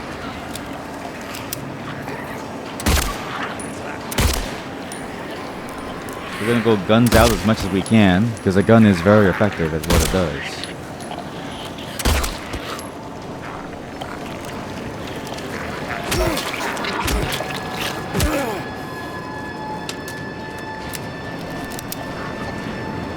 And this one's on the floor. Yep. Keep running. Just run away, you creepy monster. Okay, you came back to die. Alright, I'll kill you.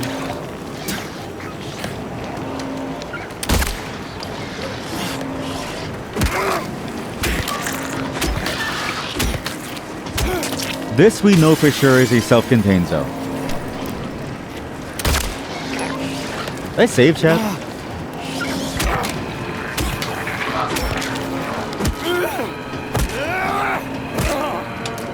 I really hope I saved actually. Because if I didn't, I have to redo this whole thing again if we accidentally die.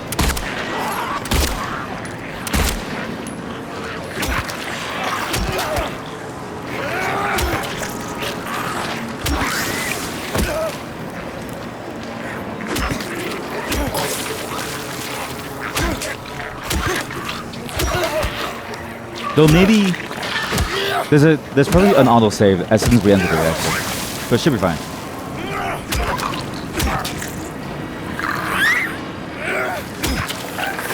But I am just like terrified of failing again and again and again to find these little details that matter.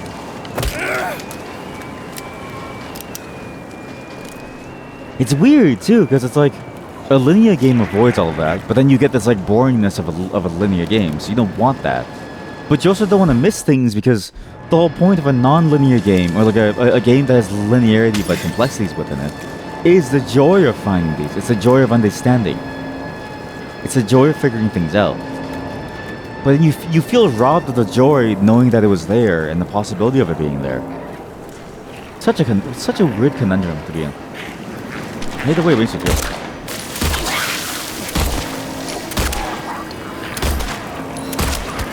Put your stomach acid away.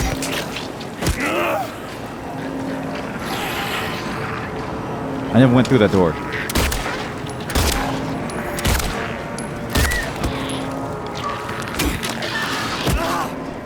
That's actually one door that I never went through.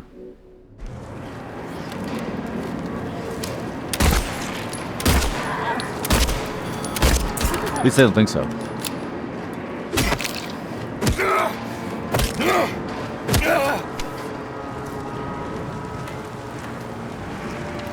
Where is this?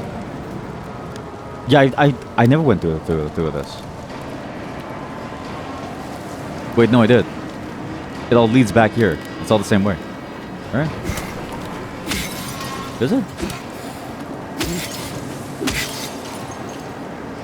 I'm genuinely... Oh. I see. Mm-hmm. And then, yep. Right. So then, what? What a confusing state of affairs. Yeah. And you go here, go to here. Right. Go to here.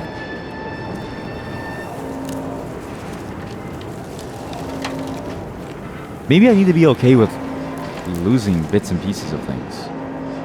Maybe it's my problem. Maybe I have a problem that's similar to James in a way, right?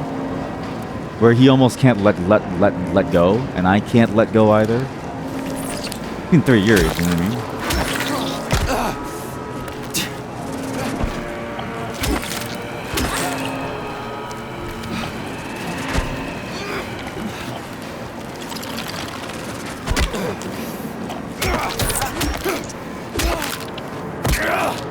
But for me too, it's like I feel like I had this urge to go backwards. Is it really worth it? But then it's like if you take it in the form of like you are reliving memories, important memories from James, then isn't it worth it to remember what James was missing in his life? I don't know. Hard to think. Maybe I'm just the perfect player for this game. Because I suffer from the same issue as James. I simply can't let things go.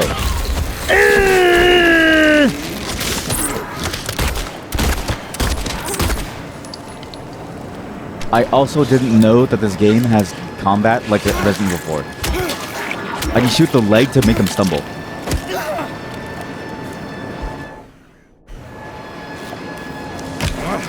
Wait.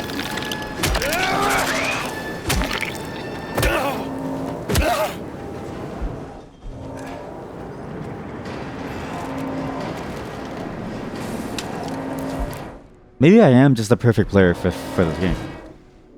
I just suffer the same weird issue of never being able to let go. And I hold it so close to me. I'm like, God damn it. Like, I can't let go of this like one idea in my mind that I feel like was there, but I just didn't really think about it. And now it's gone. It's like, why? It's a bit like going left or right. Like, there's no meaning to it, right?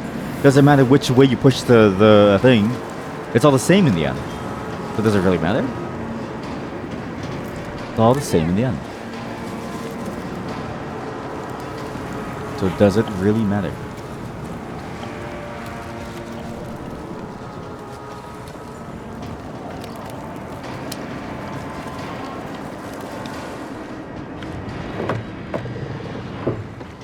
But now we're mostly back to where we were.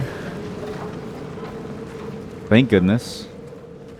I will never suffer again from the indecisions of my mind, and I recognize now that an exclamation mark on the map is probably the only way that you know that you're still missing something. But they probably also only leave it there. So they probably only do just a single exclamation mark to say that you're still missing something here. So there's no need to go super crazy with the idea.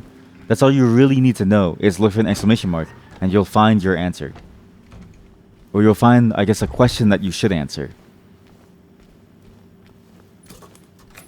It was a painful lesson to learn, but I'm glad that I learned it. Because it only means that things get better here.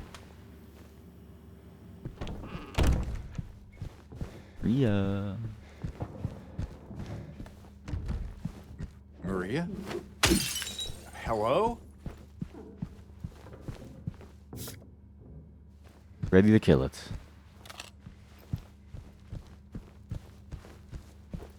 Hands all over your body, as if your body doesn't belong to you. Vending machine was already broken.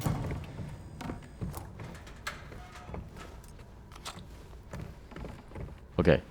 Now, we actually have meaningful progress in the last 1.5 hours. Like, new. Actually, net new. Something fresh for us. No more going back, trying to figure out what I missed or what's going on. Also feels a bit dirty to try to look into this. Like I'm trying to peer into a world that I shouldn't be seeing. Though good, this cutscene's good, I don't need to see it again. I know what's going on. So I need to look at this. The ring lost and found in the photo. The photo's interesting too because the hair, I swear it's the same shade of hair as Mary. The Fifth River is an interesting name as well. Because I don't know what the reference is to Fifth River. It's like saying Seventh Heaven. Is that capital? But there's one thing that I do want to check out after we save. The hole in the wall. Ooh, streamer, why don't you just play the game in a linear fucking fashion and continue forward? It's not that simple. It's not that fucking simple. Heaven's Night Party. 22nd of November. You gonna 8 dance p.m. for me, big guy? I'd pay to see that. Would you? Do you really do you really want to? I'll dance for you. Show you the way. Lips. See that? It's exactly the monsters are a lot like the posters too. The way that they focus on a particular asset. Like here, it's ass. There, it's lips. Nothing else about the person matters. It's just it's the pleasure that they bring you in a way. Very fascinating take. Hey, that's a nurse uniform. Oh, that's weird. See, like a schoolgirl uniform, so it's only a nurse. It's nice.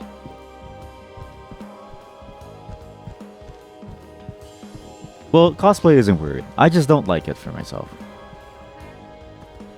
Yeah, just looking at something. The light is now on, and look. Like the monsters we've been seeing the whole time. The red light is on. As if to emphasize only that matters.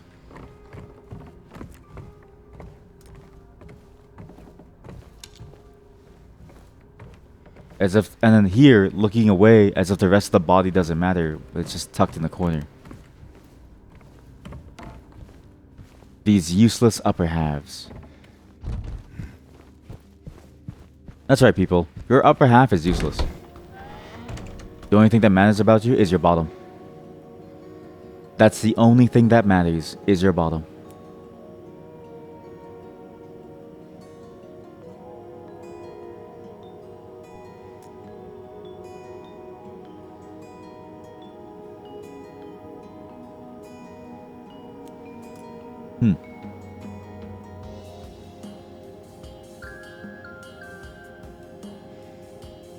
This feels like a peeping Tom kind of thing.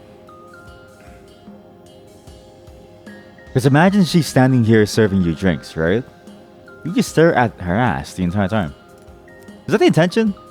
Is the intention to look at this or realize that you just stare at her ass as she's serving you drinks? Or am I just a pervert? Is this game changing me? When am I not being a pervert?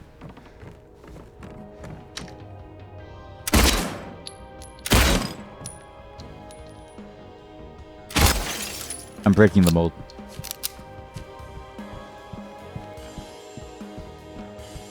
Oh my god, chat, there's a UK flag. This place is for you. This place is for the UK chatters. It's a stag, like a stag night. It was somewhat apocryphal to read those things before we started stream. About stag nights and stuff. Is that you? Would you like it to be? See, it's interesting. Again, the face is scratched off as if it doesn't really matter. But the body is what it focuses on. The booba. Those beautiful, delicious, luscious titties. All up in my mouth like... Her legs. Is that her legs? There's fishnet on the legs. Her chest that says BY. BY.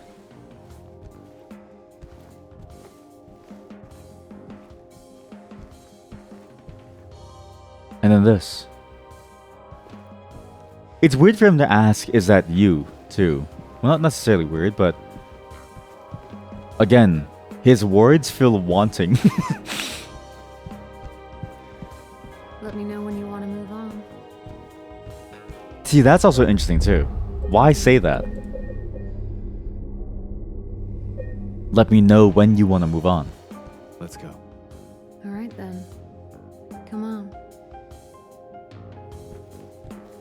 Come on, Maria. Let's go. These walls look disgusting. How much filth is Come here? back later if you want. You know, in case we need a break. I'm not sure if that's a good idea. Whatever you say. I mean, any port in the storm, right? I True. guess so. That's an interesting use of that phrase. Any port in a storm, any safe harbor. But also, we're in the middle of a terrible nightmare. You want to see me dance naked? It's like, yeah, sure.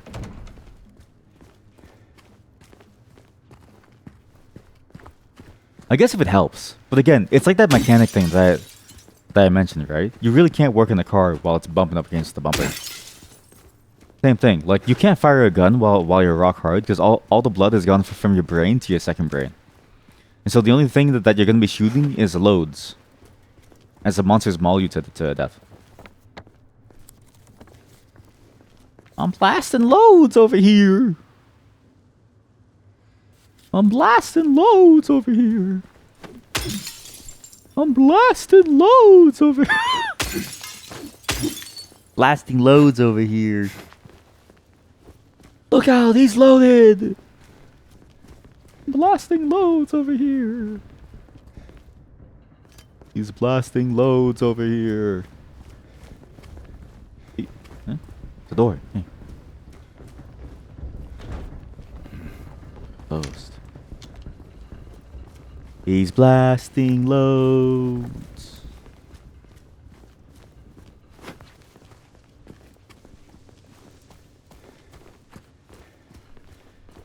What's wrong with me? Or what's wrong with my interpretation of this game? Okay, it's not far now. Where? Where, Maria? Where? Car park. Ammo.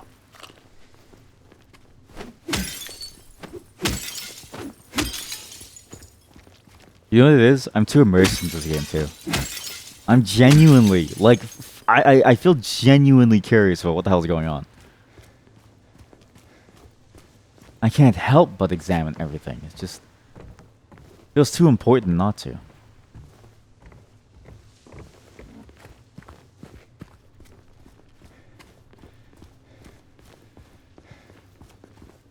Any more jacks?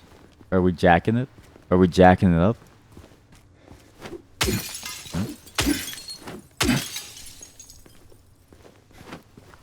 And maybe that's a good thing. You kind of do want to take this game as slow as you can and just play. To what you feel like. Why is there a shortcut here? As if to say this is a linear path, and this path over here to the right wouldn't have taken me anywhere. Right. Right. All empty all the time.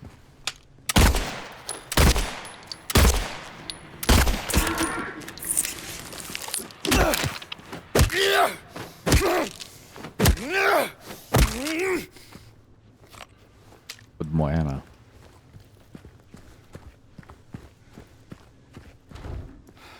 I think they're gone.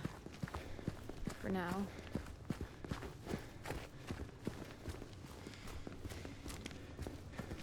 What is the story significance of having a person hiding behind a corner ready to jump you? Is it a symbolism of city life? Never knowing if it's safe behind your back? Never knowing if when you leave your apartment, you'll be able to leave with all your goods when you come back? Or you'll be able to come home with everything that you left with? Is it a sign that even in a small town, there's danger lurking around every corner, and just because you're in a small town doesn't mean that it's safe? You still fall victim to the system? He knows too much. And are we just another pawn in the system? It summons a demon? Look, No. we're on the other side of that chasm. We are. Some detour. But hey, at least we're here. Here meaning where exactly? Come on, you'll find out. Will I? Her voice acting does such a good job of sounding very soft too, but soft in like a very specific way. What, the Moonlight Grove? Hold up. That's not locked. Okay, wait. That's where you want to go, right? Maria, follow me. Maria, why are you so far away from... Oh.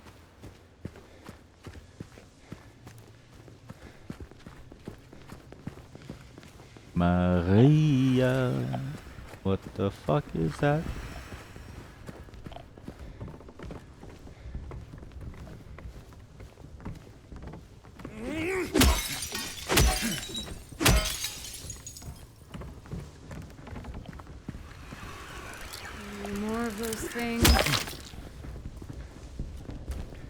They feel like collectibles.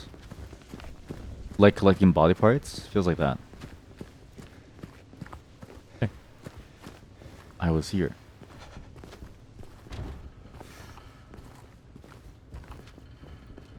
A non-existence. I was here. I wonder how other people play this game. Do other people like look at this stuff and then go like, "What is this?" Or does everyone else just like skip this because it doesn't mean anything? Am I the problem?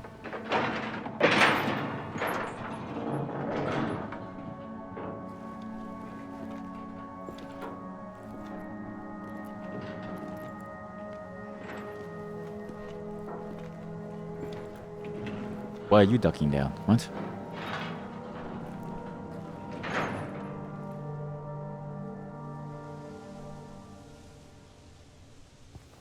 That's it?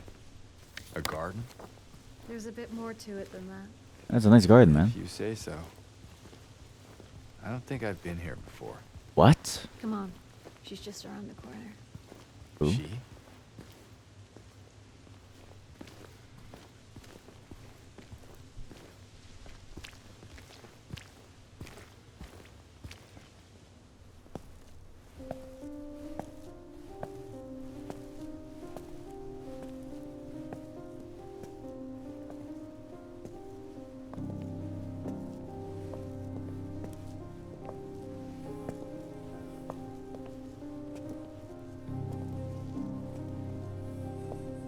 Who is she? There's a story told around these parts. Kind of a local legend. It tells of a woman who was cast out. Sentenced to die on an island out on the lake. There was a man in town who fell madly in love with her. And every night, he would sneak out, row across the lake, bringing her food and company. And every night, she would stand there on the shore, holding a lit candle to help him find his way. But this one night, a terrible storm broke out, caught him out in the open, and it blew out the candle. Even in darkness, the man would not give up. He would not turn back. So he fought against the raging waters until finally the lake took him. They say even then, the woman never lost hope. She kept coming out at night, kept lighting the candle to bring her beloved home, to lead him to shore. Not sure how much truth there is to it. It's probably just a fairy tale. But she's become something of a local saint, patron of undying love. Hence this place. She's not here. What? She's not here. And why would she be? I don't even remember this place.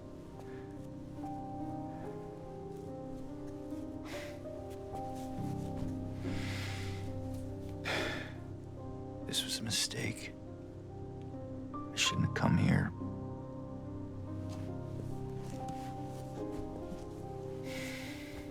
Hey. It's okay. There's plenty of other places to look. We can still...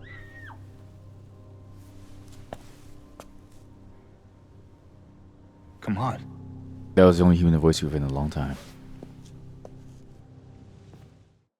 There's something fascinating about this flow of things. The idea of a candle that you light to guide your loved one to help them from going astray. Remember on the table of that manor we saw like a broken bottle with a white liquid that foamed out, as well as a candle lit. Well, a candle that probably was lit at some point. As if to say, same thing, this thing would have lit the way.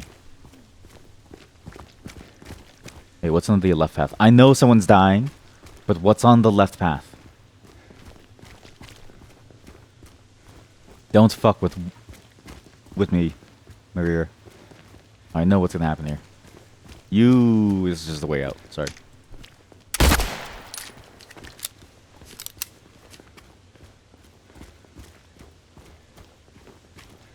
But there's even lots of other places where candles appear too. And it's interesting because candles are light, right? It's just light that guides the way. Light has been the very thing that's been guiding us in most places. And like a white towel or two, which I don't know what the significance of that is, but... And finding her out in the lake and giving her food. That was kind of a beautiful story, actually. I do enjoy that a lot. Good. I think it came from inside the theater. Really? Locked.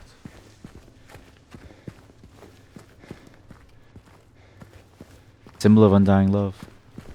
So sad. To think that he kept on trying to give her food, even despite all that. It really shows you the relationship that he had with her. You okay? Yeah. Maybe you better wait here. Okay. Not much of a movie fan anyway.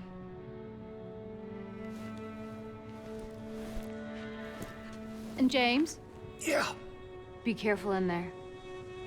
Yeah. I do love that there's like a tiny bit of like humor here and there. Like he was like, "All right, listen, it's not about the movie." You didn't seem bored a minute ago. What? Screamed your head out, didn't you? Is that Eddie? You should have seen your face. I told you. It was this big rat. Jumped right at me from under the seat. Is it Eddie and Cheryl? You saw it? Gutless fatso. Hey, It is Eddie What do you have to say and the that Cheryl. Anyway, why are you...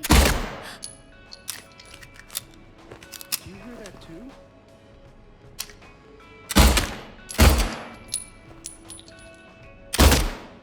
Eddie, do you feel the bullets going to the back of your chair? What do you think that is, Eddie? I don't know. I don't know what this feels like. Hey, what's this warm red liquid running down my back? Sorry, I just absolutely killed their convo because just fucking blasted them in the face. I feel like I shouldn't have done that. So maybe let's just listen to the convo, but before we open the door. I thought maybe I could like scare them and then it'd be funny, but it wasn't funny. It just means you miss out on the dialogue, which is like That's it.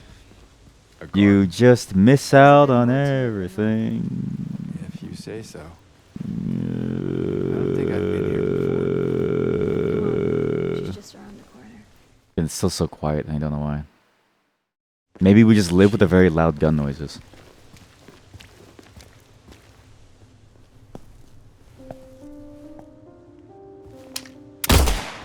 Yeah, we just live with that. That's better balancing. Just really loud. Doesn't even get compressed. It's like at the very limit. You know what it is? This game is just so loud in different places. Even with night mode on, it doesn't seem to change the range. The range still feels like it's a bit too high. It's odd. I need to stop messing with the sound settings. And then the Panic Theaters, and then James goes like, You okay? "Yeah, okay, yeah, all right. You're joking around at a time like this." This is boring. You didn't seem bored a minute ago. Screamed your head out, didn't you? You should have seen your face. I told you. It was this big rat. It jumped right at me from under the seat. You would have screamed too if you saw it. Gutless fatso. Hey, what do you have to say that for? Yeah, it's mean, kid. Anyway, why are you sitting here? I thought you said the cops were after you. Huh? Nah, I don't think they follow me here. Besides, I blocked the door, so no one could get in. Not the cops, and not these other monsters. You're weird. Yeah, that's what everyone always says. Well, I guess people call me weird too. And they yell at me. Especially when I do something bad. Hmm. Did you do something bad? You know, so the cops are angry with you? I don't know. Maybe. So why don't you just say you're sorry? It always works for me. They wouldn't listen. Nobody ever listens. That's interesting that they mentioned this idea of like being bad, because that's what Angela mentioned. I found that to really jump out at me. I remember her. Over 20 movies to enjoy. Silent Hill. A bunch of movie posters. Non-existent since I was here. Remember her. And it makes you wonder what was his crime for sure, because that's a bit weird. Artificial sky, nice. As well as what do they mean by being bad? Did you hear that too?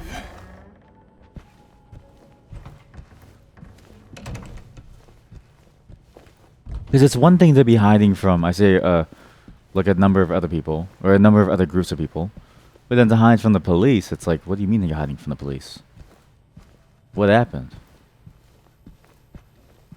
What happened that made the police something that you needed to hide from? My theory, Eddie, local drug dealer. You always think your drug dealer is like a hard dude. No. Dude is just like Eddie. Very scared, sells drugs to make some money for college. Does his own thing. It's never really kind of a problem. Owl Creek Bridge.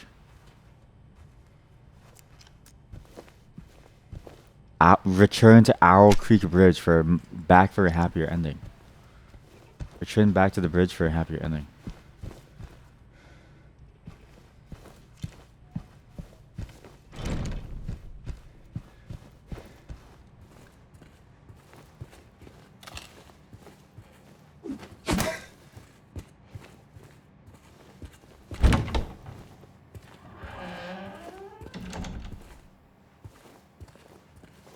E13. There's been multiple times I keep seeing the phrase E13 constantly. It's like stuck in my head with how often I see it. Feels important, but it's hard to figure out what the importance is. Feels important. Damn.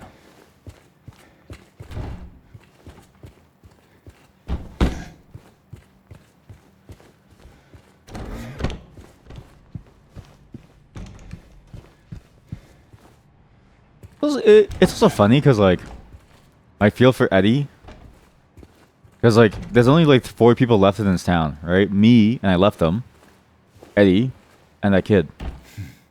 And so it's like he's just trying to like find somebody who's like a friendly to talk to. That dude was one anxious mess. Ammo on the handicap stall. What?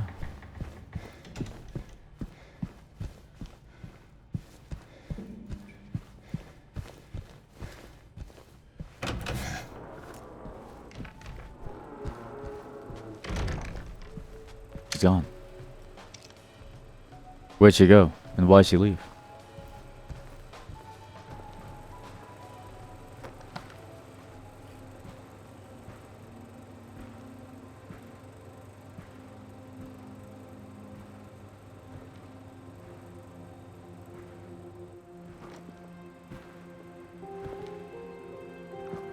Eddie? Oh. You're, James. We met back at the apartment building. yeah. I remember. Vitiligo. I see that you didn't make it out yet. Yeah. I just didn't get around to it yet. Well, at least you got your appetite back.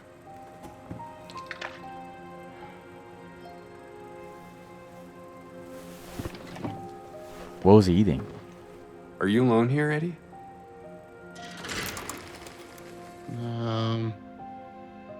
No. Well, That's probably just Laura messing around. the little girl? Laura, is that her name? That's what she said. I'm gonna go look for her. You coming? Now you want me to come with you? Never mind.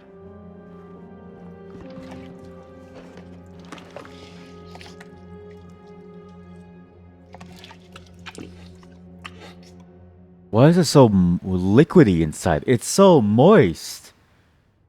Eddie, what the fuck are you eating over there, man? Who is that girl, anyway? I don't know. All I know is her name. I swear.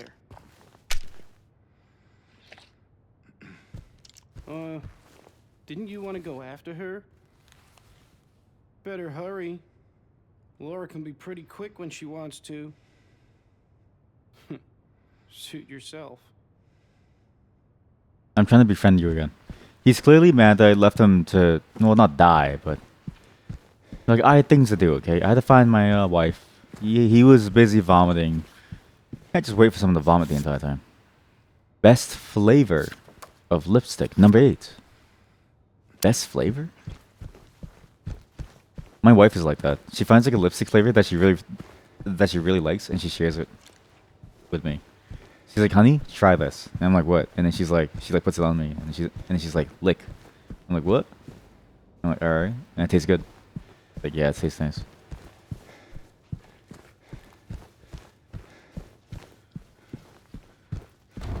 Funny how that all works. It's also weird he's eating something very liquidy. It just doesn't sound good. Laura?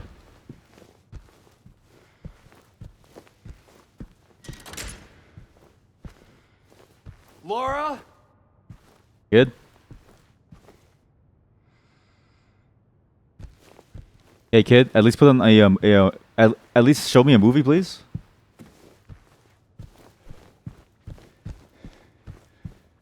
I wouldn't mind being bothered if she put on a movie, right? Like at least show me something cool. I get nothing. I get just pure disappointment as I watch a screen that has nothing on it. Laura?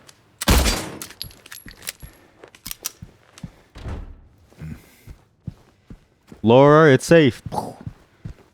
Laura, where are you? Laura, I need to talk to you.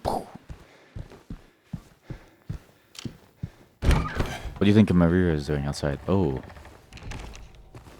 It's one of them decayed zones. What's interesting too is that when we entered that apartment door, right? It was a door leading to nowhere and we jumped over a gap. And all of a sudden we're back in Happy Land. Like it feels like we should still be there.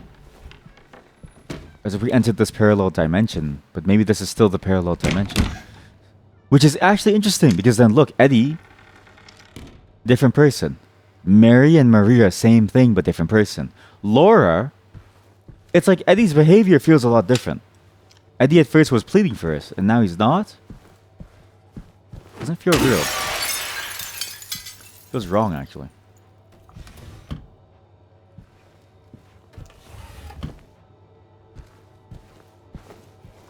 As if they're different people all of a sudden.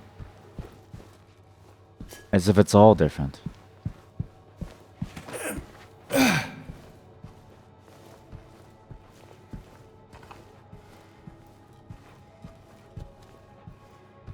Purple.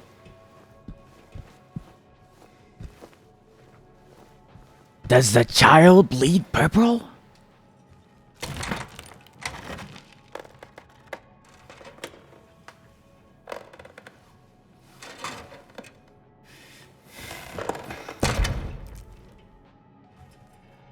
Hey! I'm not gonna shoot you. That was just a warning shot. I will not shoot. That was just a warning shot. Please talk to me. Who are you? It was a misinput.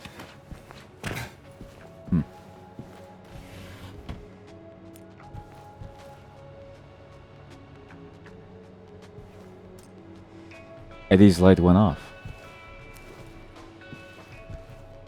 Wait.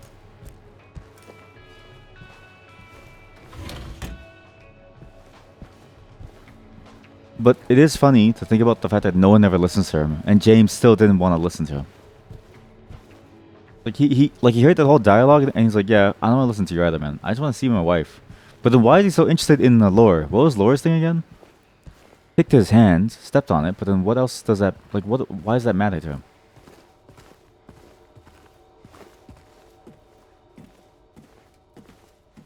Why is he? Why does James care so much about a girl who just stepped on his hand?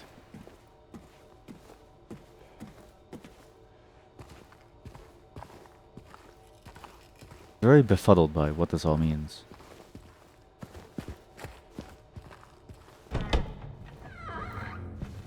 Laura?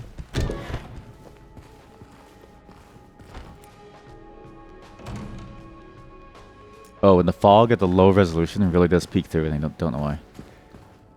Not a problem.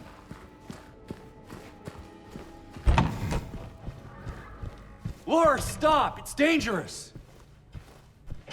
Look, she ain't gonna make it, man. She ain't gonna make it. I'm gonna tell Eddie to follow me. Eddie, come on. Eddie, we have to go. Eddie, come on. Eddie, we have to go. Eddie, come on. Eddie, she's gonna be stuck out there. Eddie, wake up.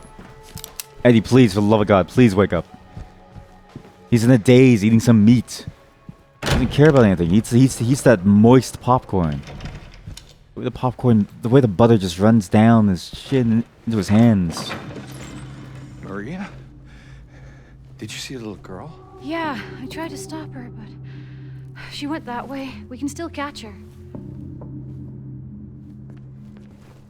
Why is she waiting outside? Well, that's a stupid question. Of course she's waiting outside. There's nothing else for her to do. She's going to the hospital. But now we're going right into the hospital, and we're seeing sort of the natural progression of things here. How about we go this way first?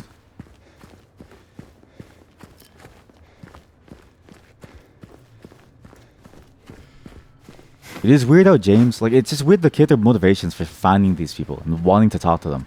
And why why are we even bothering with this child? Who probably doesn't even know much. Well, I guess besides the fact that she did mention his wife's name. But besides that, does it really matter? Maybe I'm just heartless. I see a child that's like, you know, in need. And I go, sorry buddy. Should have rolled a better parenting. I can't help you. You're all alone.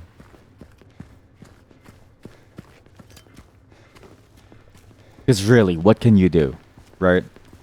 They're just running away from you.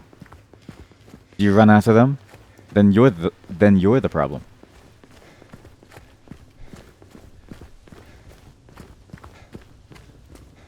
It is weird that they can't lift up these curtains to go under. Again, suspension of disbelief is a thing, but you just kind of think about it more and more. Makes you wonder.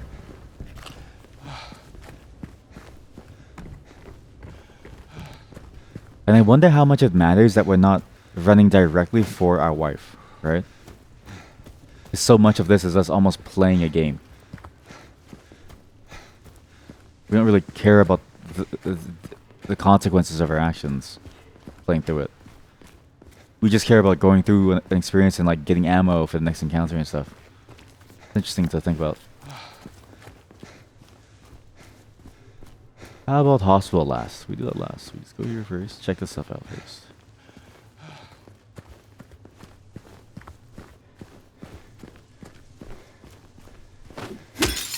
Because I know some games do that for the endings. Like Signalis had a very interesting ending system. And, you know, it's sort of the same problem that I always talk about of like, you put real world knowledge into the game, then it feels like what is the boundary between real world knowledge and just the game knowledge that you need? But they also had this time component where if you play a certain style of gameplay, you get a whole different ending. And you need to witness all of them to understand it. And it's like, what do you do? It's like a whole different thing that you have to think about. It's fascinating.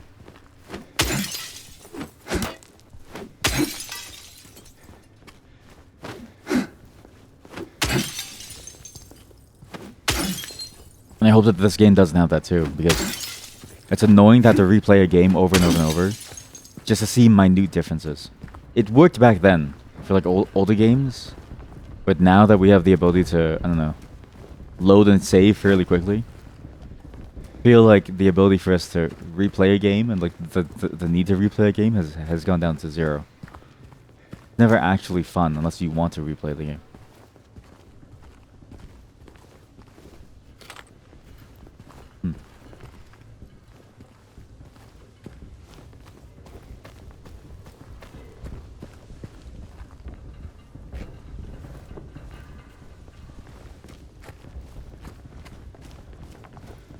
It's weird how many parts of the city are under construction too. Like the chasms are one thing, the construction is another. Where it makes you go, what exactly is going on here?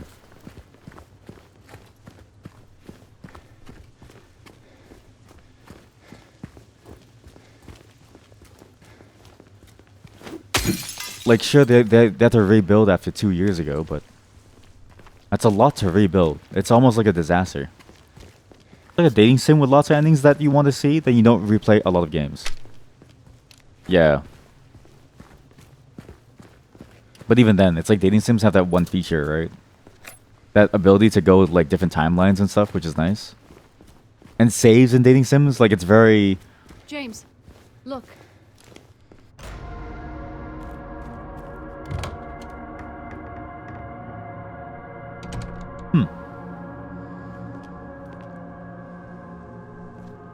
It feels like saves in dating games and dating sims are very, very straightforward to understand. Do I save scum for dating sims? It depends. It really depends on the game. I think if it's a game where I feel a personal, very deep connection to it, I don't, because I enjoy seeing exactly what it is. It's the same with most of my playthroughs, right? Most of my playthroughs are just go through it once, feel the experience for myself, my one time, and that's it. I say as you witness me save scum the majority of this game. But on the other hand, is that a matter of the game connecting with me, or is it a matter of me enjoying the game? Like, is it a matter of the game's quality? I don't know. But when I do, it's because I really want to see all the endings because I'm curious about it. So it's when the game is really good, but I don't care about my choices, which is weird. It's like I want to see the results of what happens, but I don't care about my choices specifically. So I will save scum that, which feels wrong, but it feels right.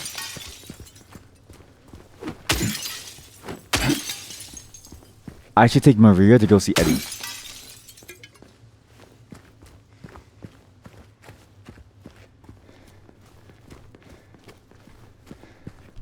Maria, I have a friend that you should meet.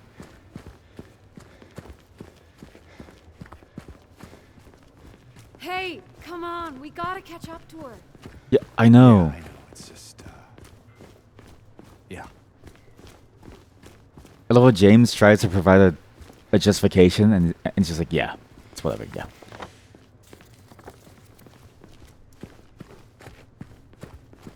But I do tend to save scum often if I just really enjoy it, but it's just hard to really think about that. Oh, locked.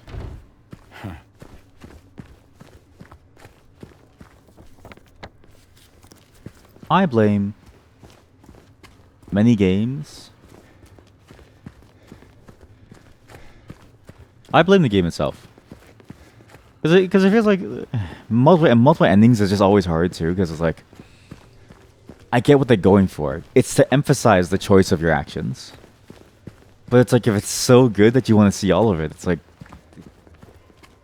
it feels bad. It's like, knowing that it's really good, you want to see all of them. If it was a bad game and the endings didn't matter, then you'd be okay with your choice because none of it matters. That's my conundrum. Some things are just too good for me not to want to do it again over and over. It makes you feel bad. Hygiene, in control. Grand Market, lots of doctors. Paleville Station. As usual, fine peace and happiness. Give in to proper hygiene. High velocity buckshot for a shotgun? Yes. Wait a minute. That's the same box that was in the the strip club. Is that a gun cabinet? In a hospital? Yeah, but it's empty. Somehow that seems worse. It's Laura. Laura has the gun. This same box was inside the strip club. I'm also really hoping that it ends, or like there's like a save spot soon, because this is. I think I do want to go. You think you like you think you like the dating sim grind, but sometimes if you keep messing up too much, then you save a scum. Yeah, that's the thing, right? Like I enjoy the grind too. It's why I enjoy living with the consequences of my actions, because it feels like you like did it yourself. It feels like you made it. Let's look around. But yeah, it's definitely that whole like skipping ahead and just making, because it does get tedious at some point. You're not really learning anything new. You're just going through the motions again. Hey, map. Locker room, reception to my left. Okay. If a hospital needs a map, have you gone too far? Dr. what and what? Dr. Hughes and Dr. Atkinson in the garden. Wait, wasn't Dr. Atkinson the guy who did through the Apophlogatus or something? Apropos? Due to repeated instances of keys getting misplaced, from this point forward, they are to be returned to the locker at the end of every shift. All staff are required to memorize the padlock combination and not to disclose it to anyone but authorized personnel under any circumstances. In case of any problems, report to head nurse in examination room 3. Head nurse, you say? Hey, well, what are you looking at? He said.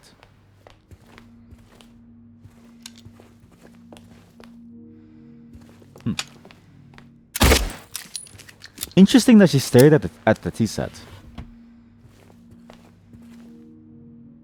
The director requested the files of 3 crucial patients. You know which ones. Did you bring them to his office? I wonder how this ties into the Alessia thing. Oxygen must be turned off when not in use. So when all humans are no longer breathing, they turn off the oxygen machine. But why is she staring at the tea so vividly? Or like at this table, at the brain, at the tea, everything. But this is a very nice room. I do enjoy this lighting a lot. If I could have this as artificial lighting 24/7, I think I'd be happier. It's funny to say that I want it artificially instead of real, but in reality, the moment disappears after a single second.